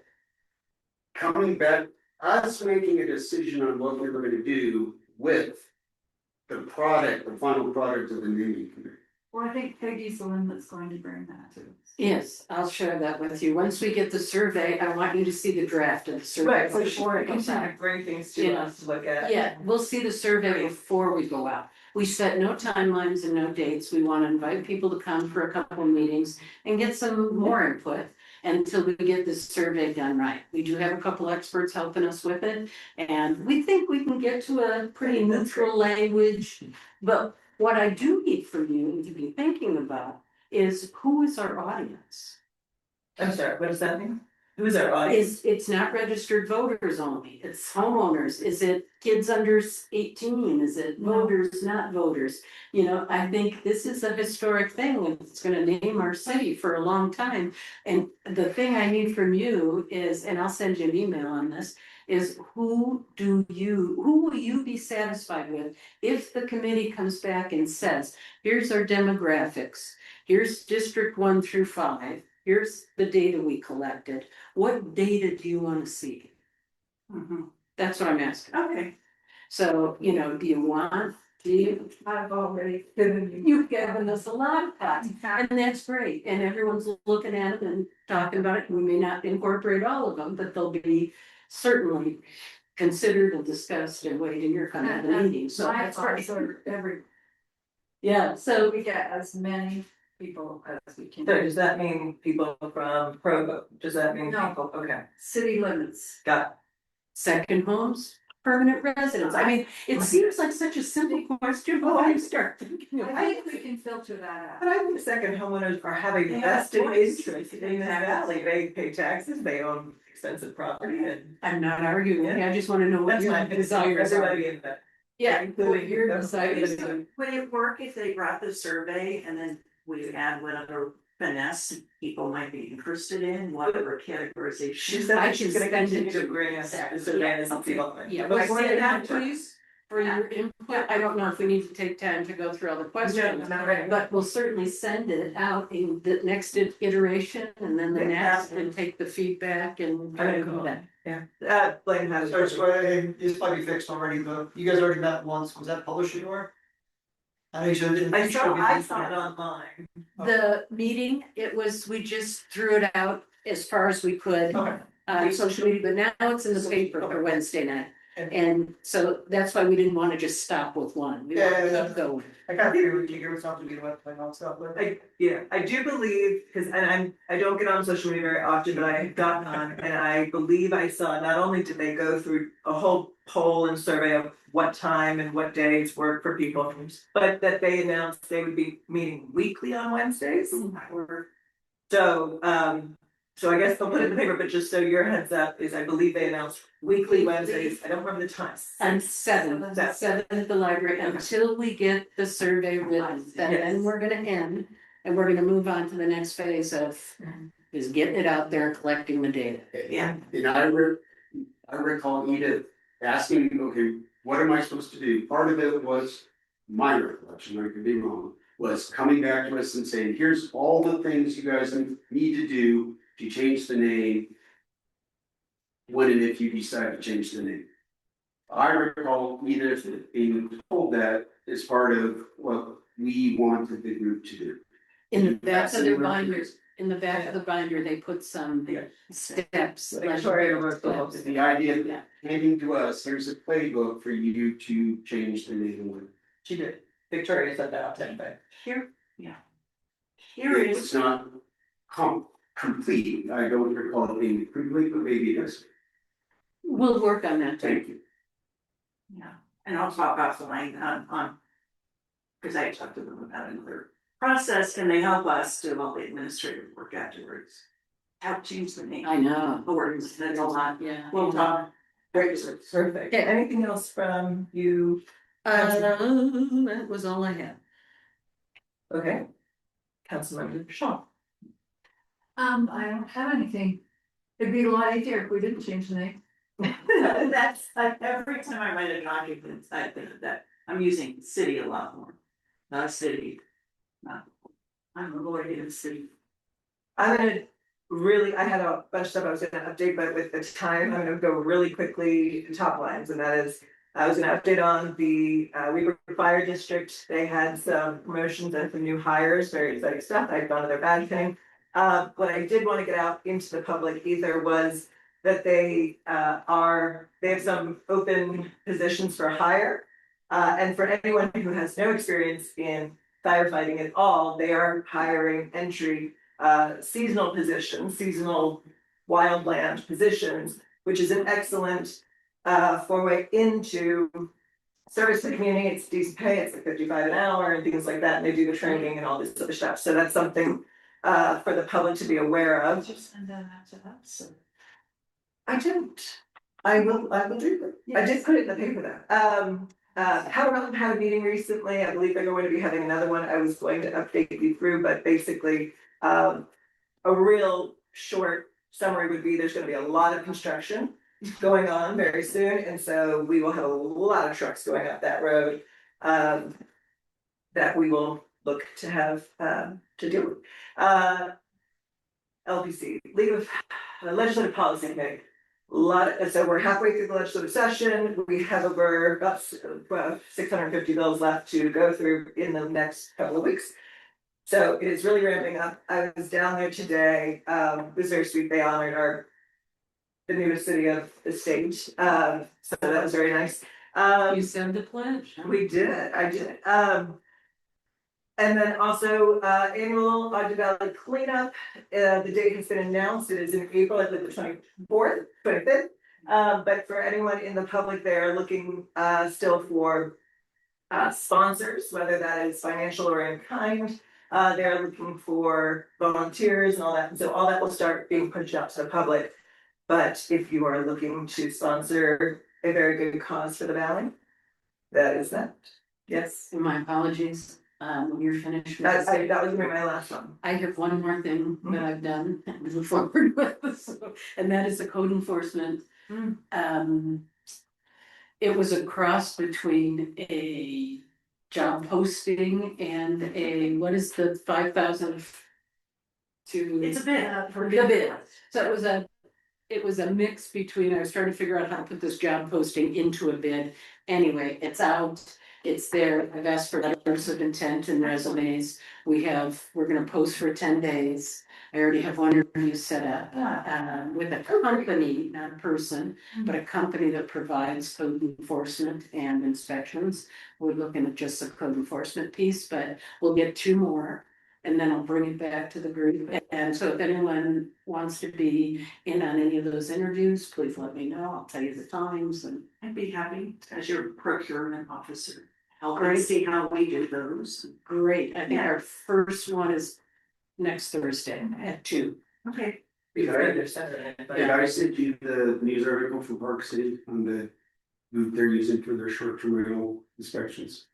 The short-term rentals, yes, I did see that. So hopefully, Yeah, so that'll be, they're using a contract, but yeah, I should probably shoot them that job you should, posting. you should. Yeah, so. Can I ask a question on that code enforcement? So we're talking about short-term rentals. But would that be the person who goes to look at a road that's been dug up? No, that roads will be engineered. Yes. Or business licenses? Are they going to be checking on business It licenses? could be, I mean, we could consider that, that's certainly. I think what the scope was probably about around 10 hours a week right now to start.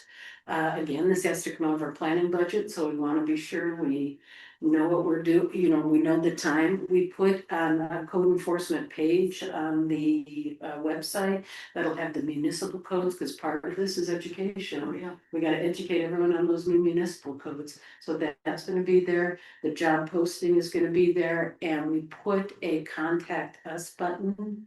So they can contact us with a violation, and that's what we wanted to start giving to the code enforcement person. So no matter what the violation is, we do that. Blaine shared a great idea too, that you might want to put on yours, is that report and repair.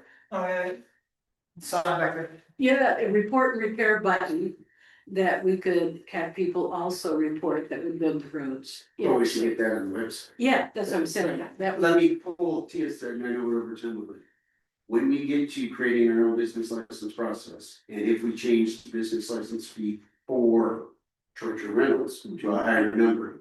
Those dollars can and should be used to fund code enforcement business licensing with clerks. So yes, that's the way to self-fund enforcement. We build the revenue out of the license process. We have the enforcers of, are you following rules under this contract? But until unless we do that, we're net negative on our budget. So it's another reason to get going real soon on our own permitting and licensing processes. And I Noise hope- ordinance. Noise ordinance, Yes, the end of the same property. thing. At Dyer's Road, all these other things, with the lack of snowpack. Chances are we're going to have water restrictions placed upon everybody. I would imagine the code enforcement's the one that's gonna be going out to check and see who has lush lawn and. Green doesn't. lawn. Yes. Do we have a code that speaks to? Water, no. We don't. yeah. Well, there- The code to- Companies, there's maybe the water companies. I'm wondering if it's gonna come from the top down, from the state or, Well, if it's under statute, yes, but right now, no, we don't control water. And that nowhere in would the be a municipal code do we speak to municipal ones that are, well, that's no reason. There may be something in the We junk. did that, yeah. How does that take it, when, like, the water company would speak to that, how does So that? they monitor when they have overuse too. There's two different things at play here. Us, we, the city, have a municipal code. In our municipal code, we have a variety of things we say are legal and not legal. One of which is junk. So there's the junk section may have spoke to junkie yards. That's the only place that I can remember it sitting in our municipal code, unless we adopt the land use code that speaks to municipal grass. Separately, water companies control the use of their water under whatever. Outside of what we. Yeah, we have weeds and junk. Right. In the municipal. Under the municipal code, but it's gonna be an educational piece too, we gotta, let people know, so that's why we did a separate page with the codes. And then a report, so they could look at it and make that call, so hopefully we'll have some news on code enforcement very soon, because we're starting to get calls. I'm sure. So, and emails, so we wanna make sure we're moving on there. Okay. Thank you very much. I will entertain a motion to adjourn. She was supposed to. Second. Second. She was- All in favor? Bye. Aye.